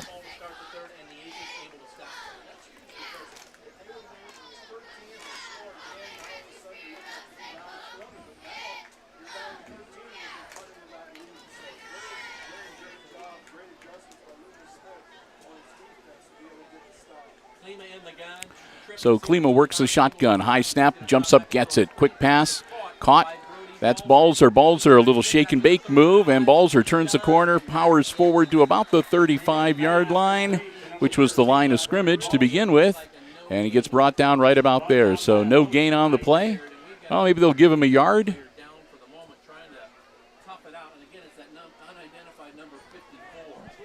Short gain on the play. That's going to bring up 2nd and 9. Good call, the middle linebacker. Wearing 54 now, so we believe that's Method for the Aces. So 9:12 to go, clock rolling. 2nd and 10 for the Aces after the no gain running or pass play. Klima is going to put the ball in the air. This time positive yardage. Nice move. And that's going to be, I think that's Baird. And Baird's going to get out to about the 40-yard line.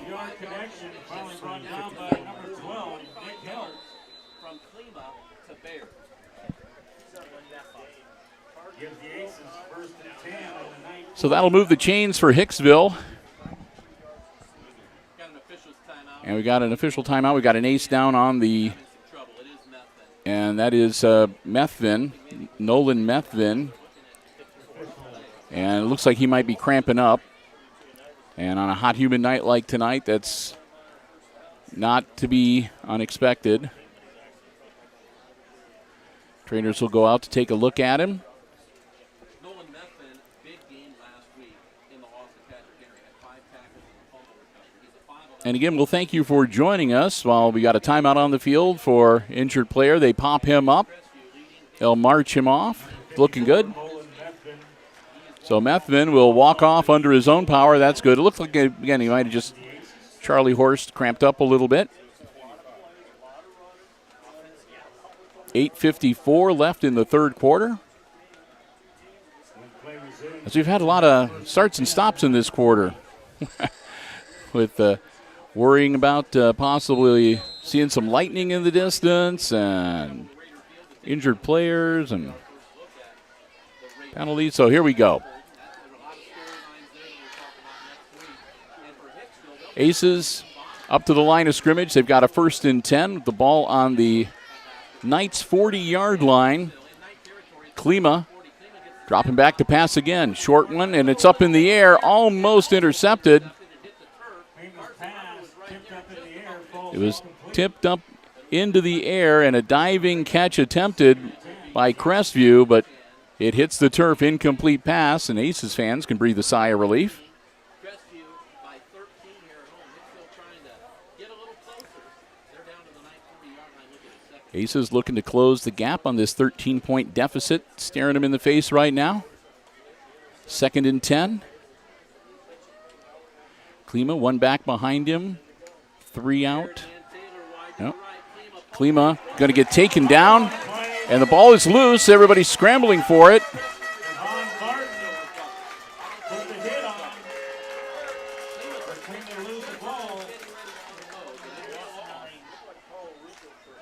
They're saying it was Barton that put the hit on Klima. Trevor Barton. And Ball popped loose, but the Aces were able to get it back under control, but not before they lose 6 yards to bring up 3rd and 16, move the ball all the way back to the 46-yard line.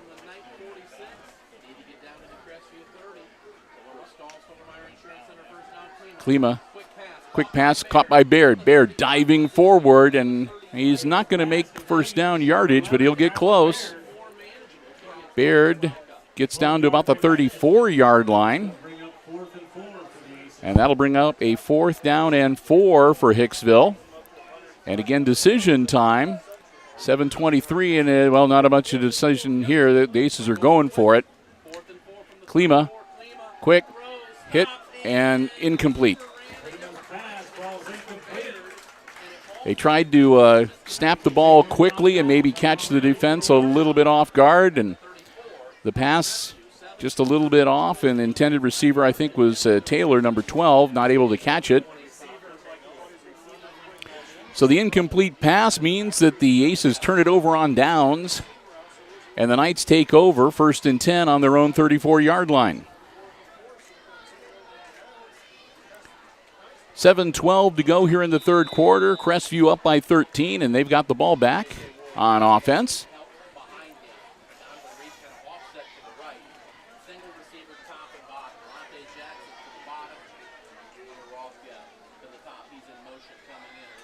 High snap, but handled. Quick handoff. That's to Helt. Helt breaks free, and he gets knocked from behind. Fortunately, the block from behind was above the waist. Got him right about the shoulder pads. That was Balzer with the hit. That brings Helt down at about the 48-yard line of the Knights. But enough to move the chains, and another first down for Crestview. Ward hands it off again, and this time they'll make it to just past midfield, make it the 49 of the Aces. 3-yard pickup on the play, brought down by number 20, Aaron Klima. Klima getting in there for the tackle this time. And we've got another Ace on the turf. I think that might be Baird, but I can't see for sure.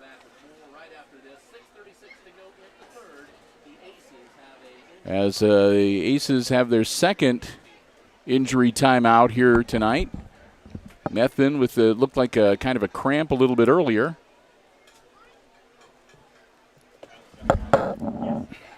Easy there, Brian. Tripping over the mic cord.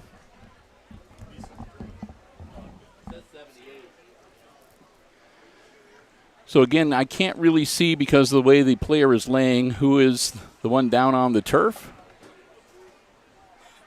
But hopefully nothing major. 6:36 to go here in quarter number 3. Is again, we've had number 11, so it's Kyler Baird. Okay. And yeah, they're popping him up right now, as a matter of fact. So there goes Baird walking off under his own power. That's a good sign. Getting a little bit of help. It looks like he's got a, looks like his left ankle is a little bit gimpy. So hopefully not too bad, as Kyler has been one of the driving forces for the Aces offense here so far tonight, and doing a good job on defense too.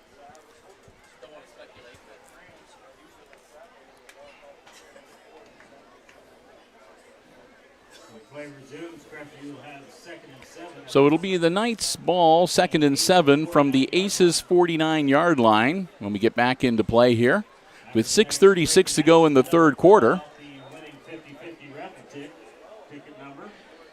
As on the actual 9 p.m. right now, so we've been playing football for a couple hours. Less halftime, and then flags on the play. And that'll be another false start on the Knights. So that'll back them up 5 more to make it 2nd and 12. And that puts the ball back on the Crestview side of the 50-yard line.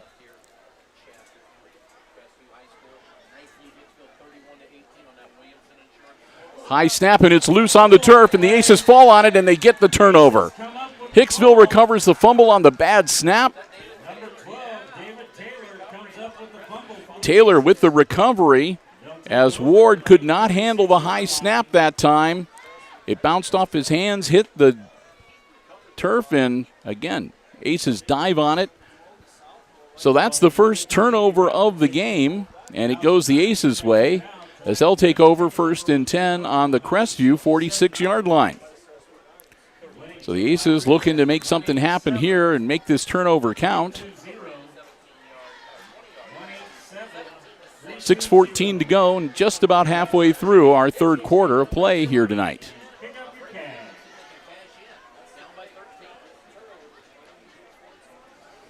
Klima works out of the shotgun. Klima dropping back. Ball in the air. Caught. That's Bergman. Bergman makes a sweep and stays on his feet. Heads towards the sideline, and they'll take him out of bounds inside the 30. Looks like about the 27-yard line, but a flag on the field.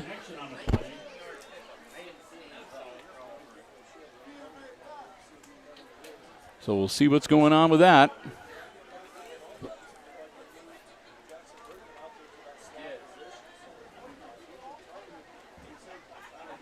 And a bit of a conference with the officials going on out on the field right now.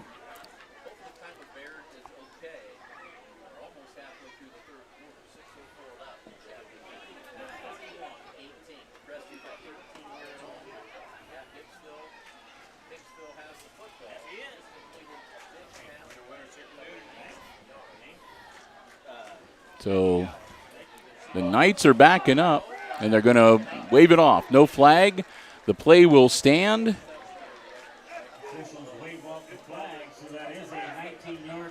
So the 19-yard catch and run from Bergman will stand. That'll move the chains. The Aces will have 1st and 10 from the Knights' 27-yard line with just under 6 minutes to go here in our third quarter.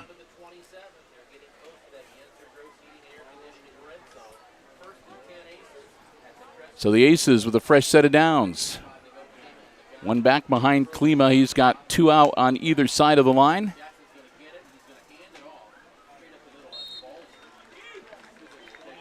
And that's going to be a handoff to Balzer. He'll go straight up the middle. Pick up 4. To make it 2nd and 6 as they'll advance the ball to the 23-yard line.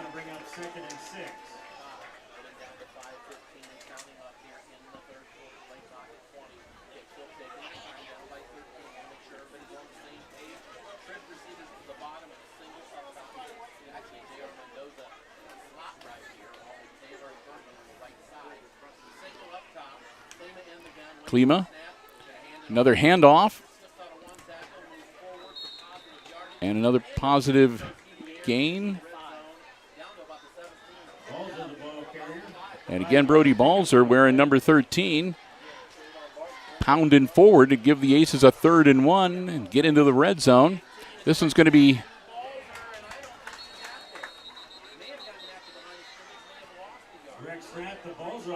and that was a direct snap to Balzer, who went nowhere, but after the play is whistled dead, the flags go flying, and I see Aces clapping.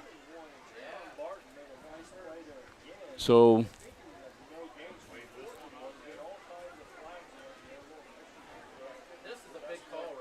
we're going to see what happens here, because as I said, it looked to me like these flags flew after the play ended.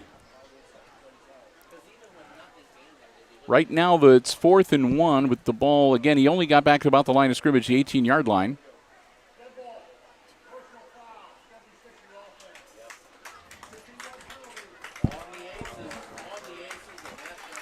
So that's going to be on the Aces, a 15-yard personal foul.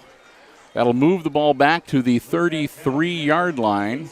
Yep, and it'll make it a 4th and 16 now for Hicksville, because again it was a dead ball foul, so it was already 4th down. So the Aces at the 33-yard line, probably still in 4-down territory. They're down by 13, 4:12 to go in the third. And Klima in the shotgun Klima gets the ball in the air. And it goes out of bounds. It was caught by one of the Knights players out of bounds, so it's not an interception. But it will be a turnover on downs, and Crestview will get the ball back.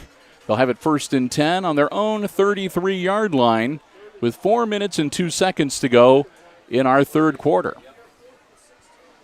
You're watching Aces football action on the HIX-TV YouTube channel and Hicksville Community Television. Glad to have you with us on this Friday night, week number 2 of the high school football campaign as the Aces being entertained by the Crestview Knights. Crestview's going to run it right up the spout, keep it on the ground, keep the clock rolling. Pick up of 3.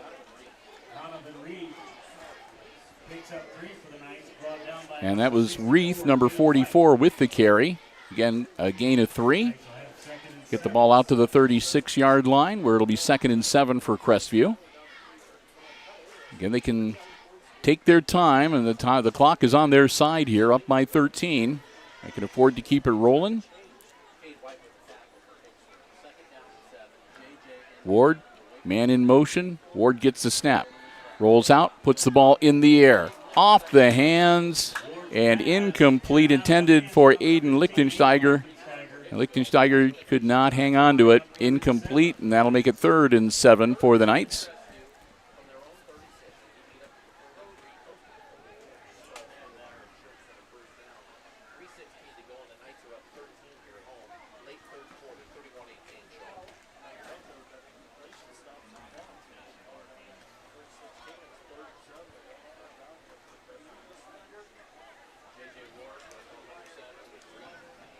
.316 to go. And again, a handoff. I think that was to Helt. And Helt gets dropped for a loss. And that'll make it 4th and 11. And this deep in their end of the field, that'll bring out the punting unit for Crestview. So the Aces look to get the ball back and maybe get some good field position.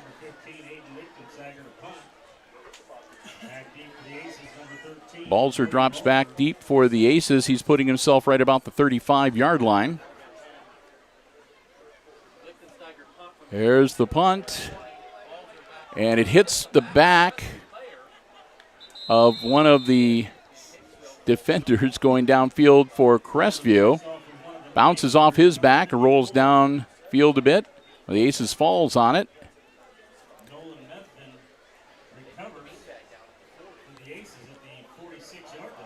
So we'll see whether they're going to give it to where Methvin touched the ball at the 46 or if it's going to be where it's touched the Crestview player at about the 40. They're going to put it at the 46. Okay. I'll be good with that. So Aces get the ball back. 1st and 10 at their own 46-yard line. 2:32 to go in the quarter. They're down by 13, 31-18 the score. Here we go. Klima, quick throw, and it's going to be short-hopped. Deflected a little bit, it looked like, but either way, it sort of a dying swan, and it just cratered out and landed on the turf right at Bergman's feet. So make it 2nd and 10.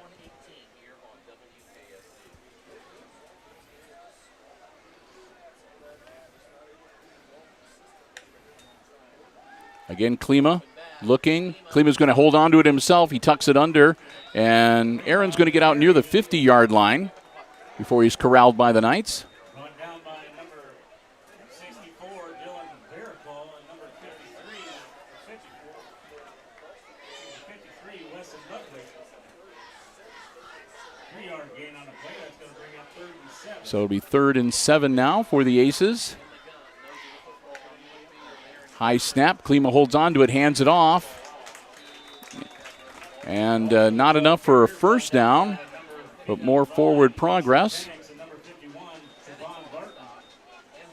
As Balzer's going to get it to the 48-yard line. So 4th and 4 for Hicksville now with the ball resting at the Crestview 48-yard line.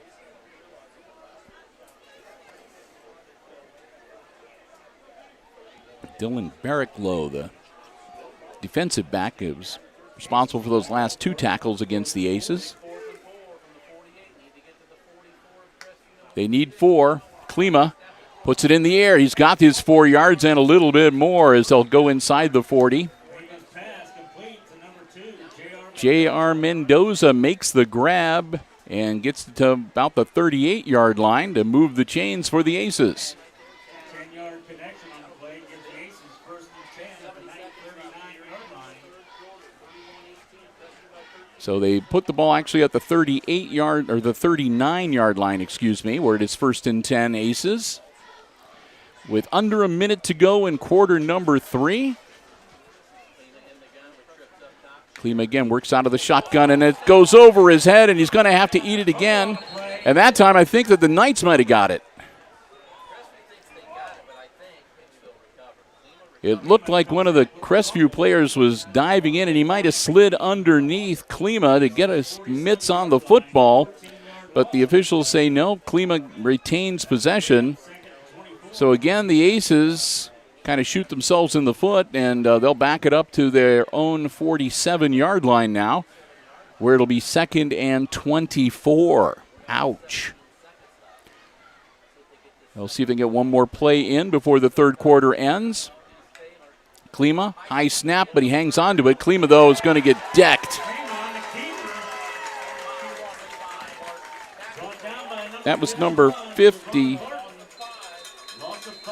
Trevor Barton, who just clobbered Aaron Klima.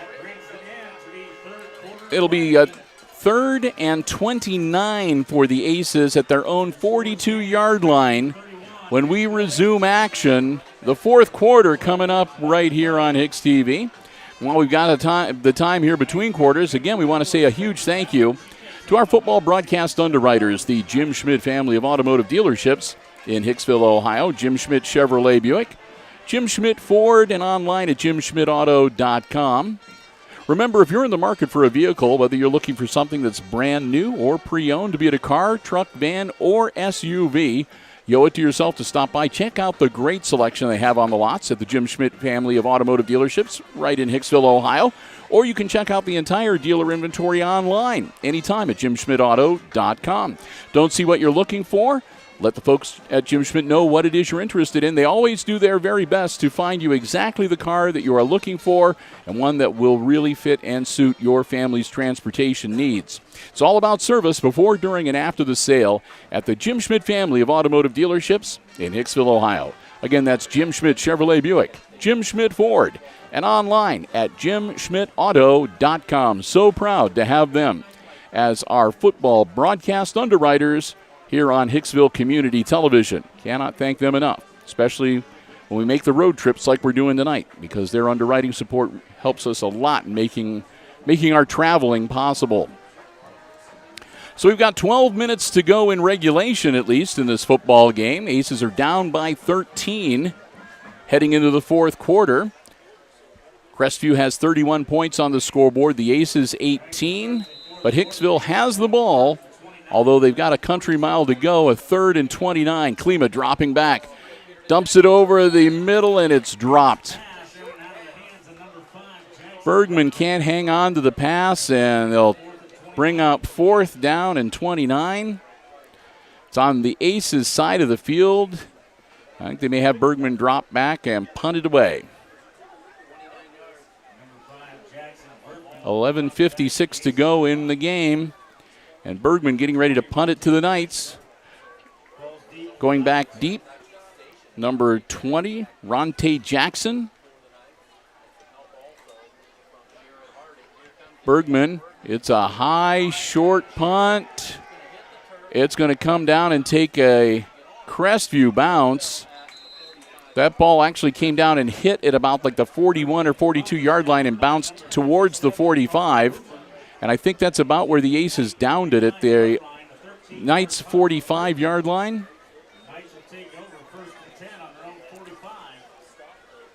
So that's where Crestview will set up shop for this offensive series. It'll be 1st and 10, Crestview at their own 45-yard line, up by 13 on the Aces. And here come the Knights. Aces defense getting ready.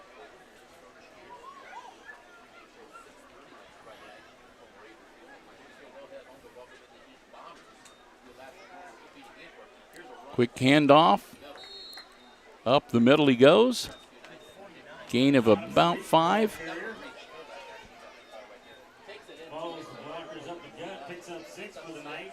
So Helt gets him 6 more.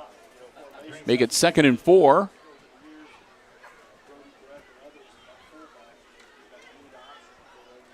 Clock rolling with about 11:15 left in the game here.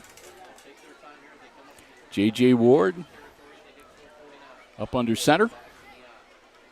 Ward rolling out, pitches it back. And, well, I couldn't tell. It looked like he might have been thinking about maybe throwing it, but does not matter. Whatever they had planned for Nick Helt doesn't matter. 2 Aces meet him back at near the original line of scrimmage and put him to the turf to bring up 3rd and 9 from the 46-yard line. Clock continuing to roll, but again, it's not a real concern for the Knights. Clock is on their side with that 13-point lead. Man in motion. J.J. dropping back to throw. Scrambling now. Manages to evade one. Gets hit almost as he's thrown, but ball is caught. And into the end zone goes Ronte Jackson.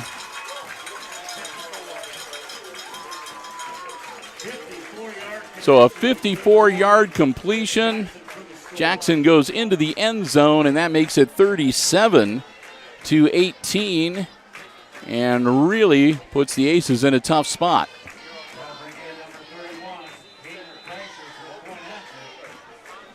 Going for the extra point to make it a 20-point advantage for the Knights. Kick is up and good. So it's a 20-point lead now for Crestview as they lead the Aces 38-18 with 10 minutes and 12 seconds left in the game. So the Aces going to have to play 10 minutes and 12 seconds of their A game of football if they want to stand any shot of getting back into this contest. Might need to have a few of those breaks go their way. So we'll see how things go. As again, Hicksville's got an uphill climb here to not have to put up with the long ride home and an 0-2 record to start the season.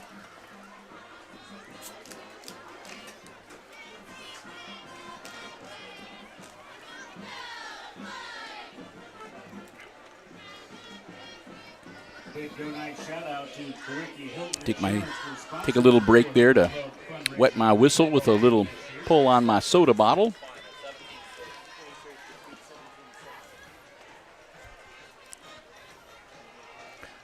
So the Aces getting ready to receive the kickoff from the Knights. Down 20. Again, the kicker for the Knights is Caden Kreischer. He's a senior, and he's done a great job tonight. There's no two ways about it. The Knights have done a good job tonight. Here's the kick. And that one's going to go towards sideline and out of bounds.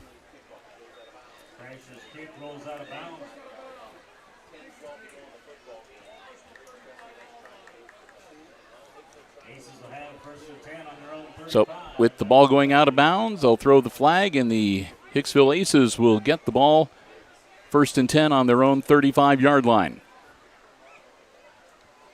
With 10 minutes and 12 seconds to work with to see what they can do about erasing a 20-point deficit, or at least erasing part of a 20-point deficit. Here comes Hicksville onto the field. Klima working out of the shotgun. Klima dropping back, putting it in the air. Caught by Bergman. Bergman can't get away from the defender after he makes the catch, but he'll still move the chains and get the ball into Crestview territory down to the 48-yard line of the Knights.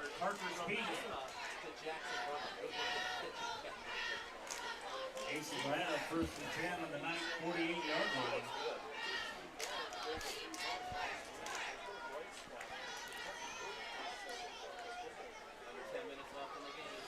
First and 10 for the Aces. Klima dropping back. Gets rid of it just in time. And it'll be a short gain, but Balzer makes the grab and picks up maybe a yard. At the very least, Balzer got back to the line of scrimmage, so at the very worst, it'll be 2nd and 10, but they're going to say 2nd and 9.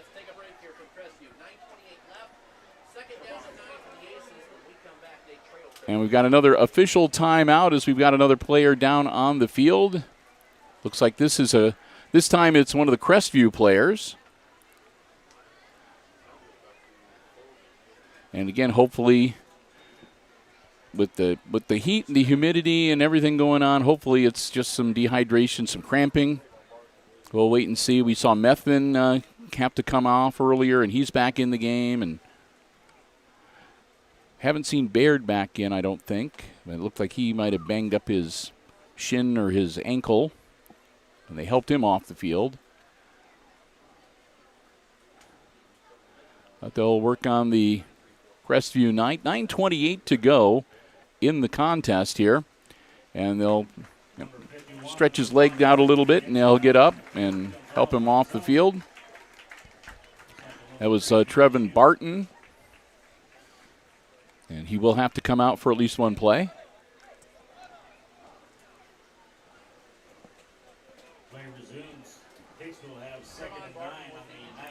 So we'll get back into action. It'll be 2nd and 9 for the Aces. With the ball, really it's sitting like halfway between the 47 and the 48-yard line. We'll say 2nd and 9 from the 47.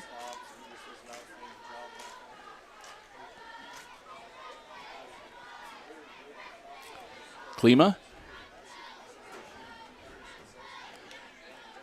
takes the snap, drops back. He's throwing it downfield. He's going to overthrow Bergman, I think, or, well, maybe there's a reason why the flag gets thrown. Maybe there's a reason why Bergman couldn't get to the ball. We'll see what the officials are. It kind of looked like he might have been held.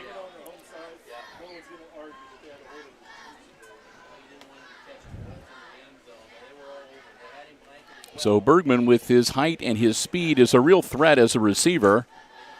And it looked like that they might have had a hold on him to prevent him from being able to get to the ball.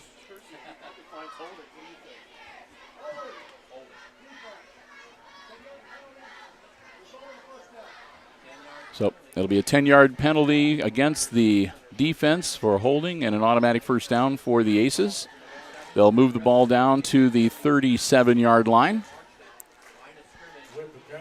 where it'll be 1st and 10 Hicksville with 9:04 to go in the game. Klima. Again, Klima putting it in the air. It's caught and brought down almost immediately, but not before getting the ball out to about the 34-yard line. That was Hunter that made the grab for the defense and brings him down.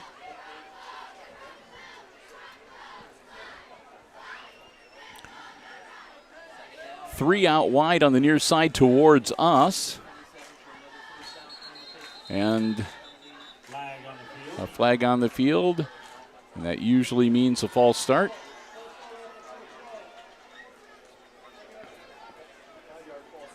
So false start will move it back 5. And that'll make it 2nd and 12 for Hicksville.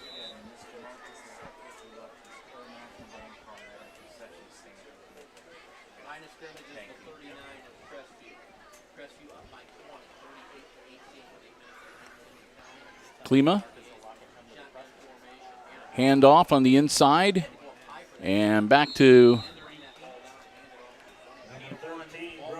Balzer gets back to near what was the original line of scrimmage. Down by number 44, Donovan Reed. It'll be 3rd down and 11, as they're almost back to the 37-yard line where they started this series of downs. So 3rd and 11. Please come to the press box.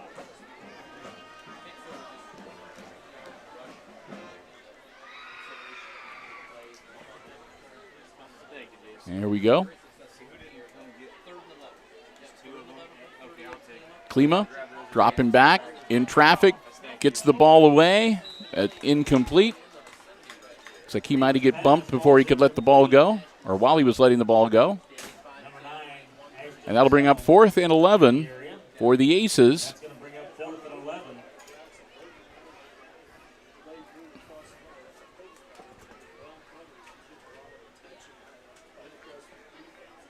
Again, Marcus Lockett, please come to the press box. Marcus Lockett. So the Aces getting ready for a 4th and 11 play. 4-down territory, obviously. They're down by 20. Klima gets the ball into the air, and it'll be out of bounds and incomplete, and the Aces will turn it over on downs. Balzer could not get to the football. It's incomplete, and again, it'll be a turnover on downs to the Knights. They'll take over 1st and 10 on their own 38-yard line.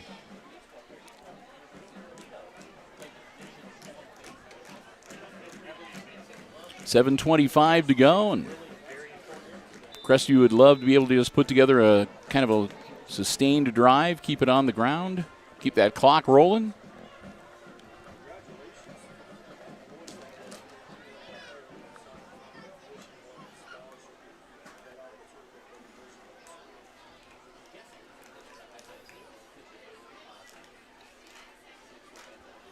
Under center.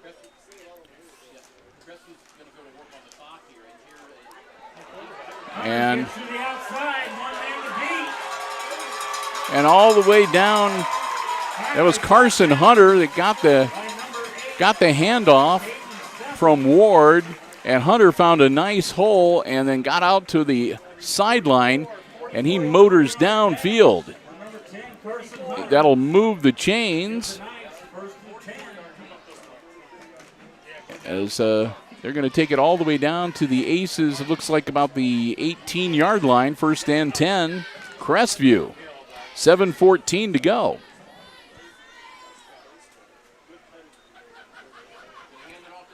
Ward hands it off to Donovan Reith.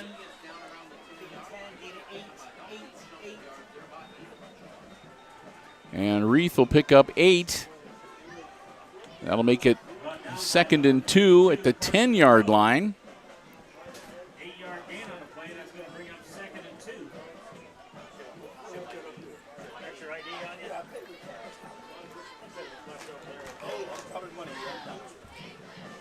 Leave that on the ground. We don't mind.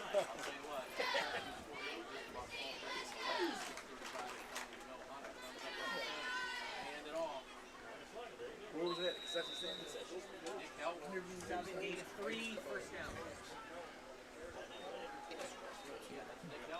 So that'll get them 3 yards, take it down to the 7-yard line, where it will be 1st and goal for the Knights. Helt with the carry. Only 3, but it's good enough to give them a 1st and goal from the 7-yard line, as we are just about halfway through this 4th quarter here at Crestview Field.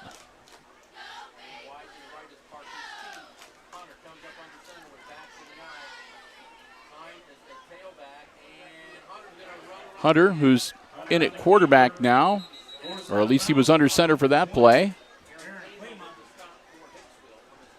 Klima gets the stop for the Aces, but he'll pick up a yard to make it 2nd and goal from the 6-yard line.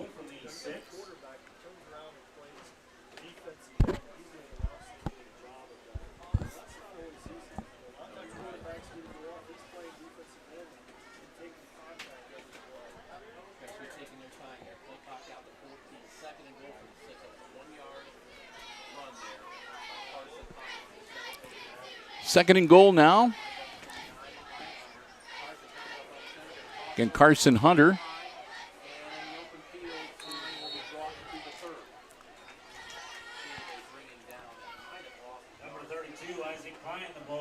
The ball carried by number 32, Isaac Klein. They've got the younger players in here towards the end of the game, so you'll have to bear with me if I have to stop every now and then and check names and numbers on the roster here. 5:05 to go, clock rolling. It's third and goal from the 8-yard line for the Knights. They're up by 20, 38-18 over the Aces. Hicksville looking for the stop to get the ball back.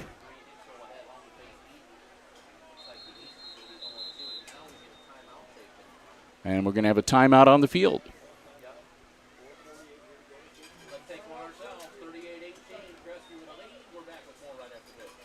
So Crestview takes their second timeout of the second half with 4 minutes and 48 seconds to go in the fourth quarter. When we get back into action, Crestview will have the ball. It'll be a third and goal from the 8-yard line.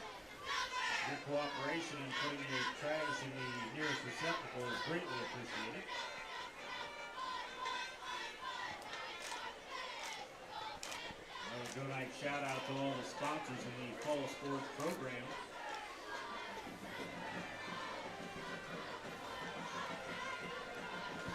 Next week we will be back at Aces Field at Hicksville for week number 3 action on Friday night, as the Aces will be entertaining the Bombers from Eden before they get the GMC schedule underway. I don't have it in front of me here. I think week number 4 they open up with, I think it might be Wayne Trace. I'm not sure. I'm not going to say anything because I don't want to get it wrong and confuse people. So, but week number 4 we'll start the GMC campaign.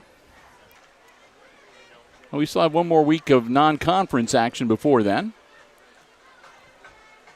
So here we go, the Knights with a third and goal from the 8-yard line.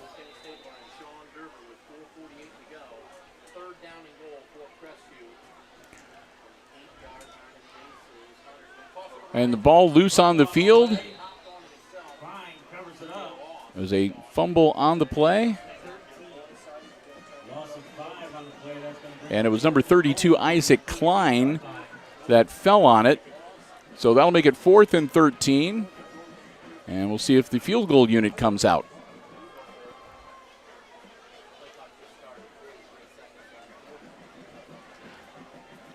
The play clock down to 16 seconds. The game clock at 4:14.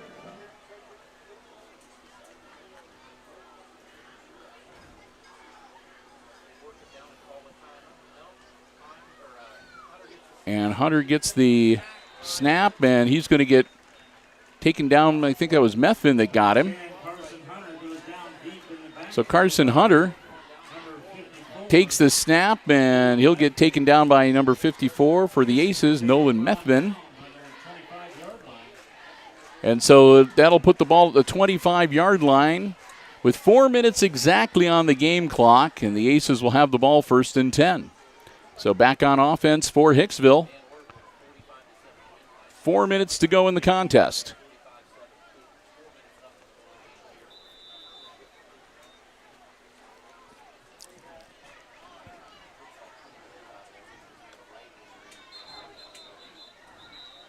And movement, so I think it's going to back him up 5.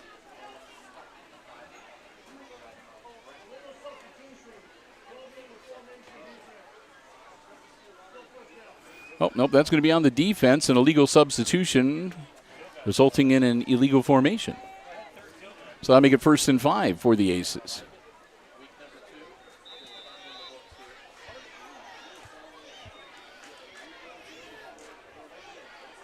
So here we go.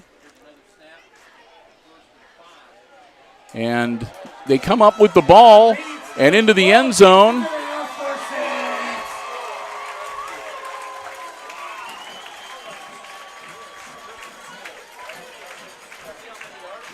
So evidently a fumble in the melee right there at the line of scrimmage results in a turnover, and the Knights run it into the end zone. The ball takes it 30 yards for the score.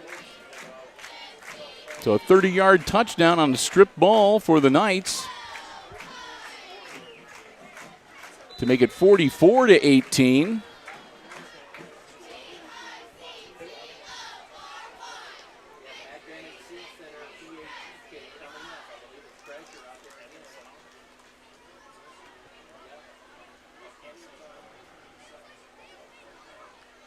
Play clock running down, but they finally get the right personnel out on the field. Down, kick is up. That one going to be short. So the younger kicker, I did not see his number. That'd be Vogel. Ball short. That'll leave the score. Crestview 44, Hicksville 18. 3:48 left in the game.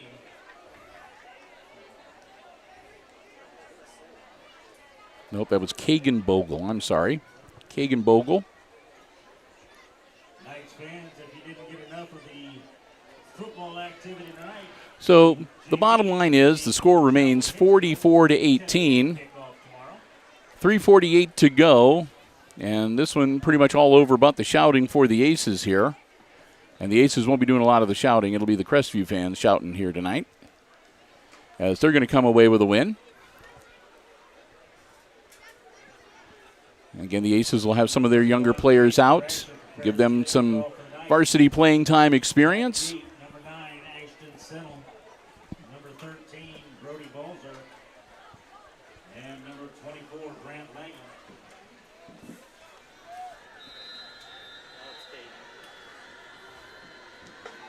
There's the kick. Gets scooped up.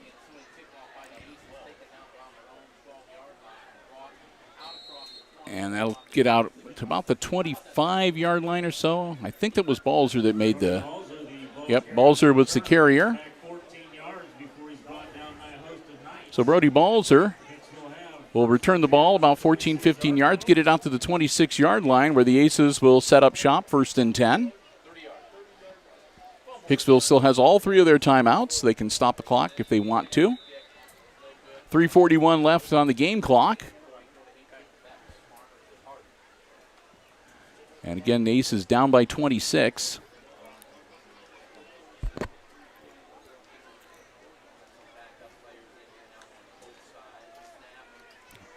And rolling out.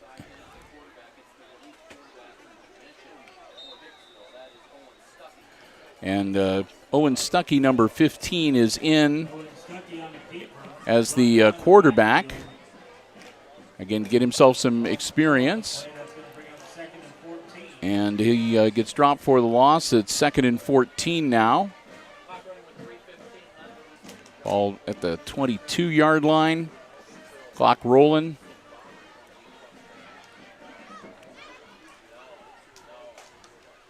Stuckey high snap. Hands it off.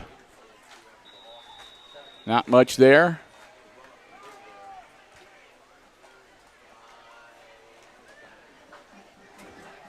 I think that was Wisecup that had the carry. Yep, Wisecup with the carry. No gain. It'll be 3rd and 14.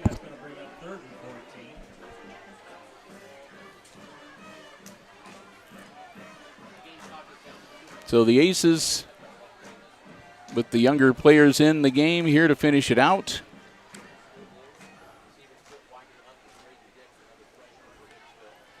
Stuckey hands it off.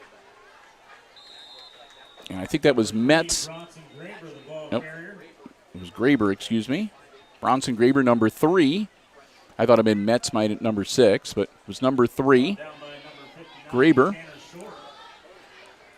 And Graber makes it a 4th and 15, losing a yard to the 21. 4th down, and Aces will bring Jackson Bergman back out to punt the ball away. Clock continues to roll. And Bergman in no rush. They're getting another player out onto the field for the Aces. and they did not get him across the line of scrimmage in time. They throw the flag. It's a high snap, a short, or high kick, a short kick. It comes to rest at the 44-yard line of the Aces, but there was a flag thrown because there was an ace running onto the field, and I don't think he got across the line of scrimmage before the ball got snapped. So he was not set and ready. So Bergman may have to kick it again.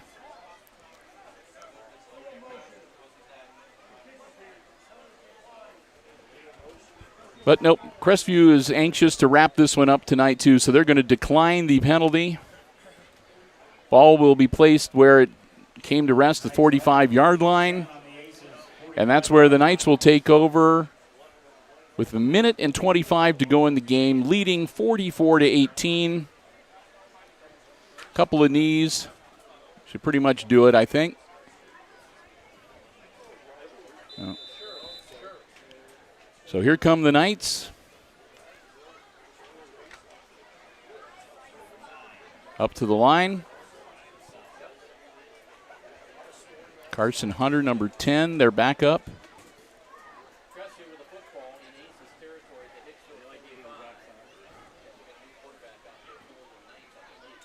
And that might be even different when Carson, they're going to run it up the middle. Did you get the clock rolling?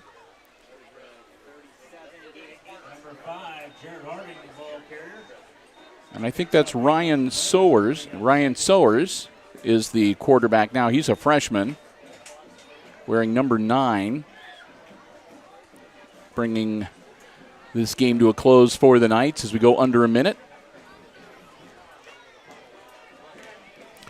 We'll wrap this one up quickly so we can pack up our stuff and head back home towards the friendly confines. So Sowers in at quarterback for the Knights. 39 seconds. Sowers pitches it out. And that was to number 32, Isaac Klein. Klein, a sophomore. And Klein gets it down to the 21-yard line. That'll move the chains. They'll stop the clock long enough to move the chains. And they'll fire it back up. And we're down to 15 seconds, so that might have well been the last play of the game. There's less time on the game clock than the play clock, so they don't really need to get this play off. Down to 5, 4, 3, 2, and they'll take a knee, and that'll do it. All zeros on the scoreboard. And your final score here tonight from Crestview High School, the Knights Field. It's Crestview defeating the visiting Hicksville Aces 44-18, the final score. A rough night for the Aces. They just had some really good offense, some really good passing, some really good running, but they just could not put it together, and they just could not keep the Knights out of the end zone tonight. So congratulations to the Crestview Knights picking up the victory in week number 2, and for the Aces, well, they'll fall to 0-2 on the season and look to bounce back next Friday when they're back at home hosting the Bombers from Eden. Hey, we want to say a big thank you once again to the athletic director and all the staff up here in the press box here at Crestview High School. We appreciate so very much them letting us come down here, giving us the space, allowing us to live stream the action from Knights Field. We have nothing but good things to say for them. It's a great facility, and we enjoy coming down here every other year. And we're looking forward to doing more of the same in the future. So, again, our hats off to the athletic department here at Crestview. We want to thank them so very much. Also, another thank you to our football broadcast underwriters, the Jim Schmidt family of automotive dealerships in Hicksville, Ohio. Jim Schmidt Chevrolet Buick, Jim Schmidt Ford, and online at jimschmidtauto.com. And we'll throw out a quick thank you to both the bands. Good halftime show here tonight. So with that, we're going to wrap it up. Again, our next football broadcast 1 week from today, it'll be the Eden Bombers at Hicksville, 7 o'clock. Our live stream coverage will start from Aces Field. And don't forget, our next live stream tomorrow night at 6 p.m. on the Hicksville Community Television Facebook page, the Big Demolition Derby, to close out the Defiance County Fair. And with that, we're done. Last time for tonight, final score, Crestview 44 and Hicksville 18.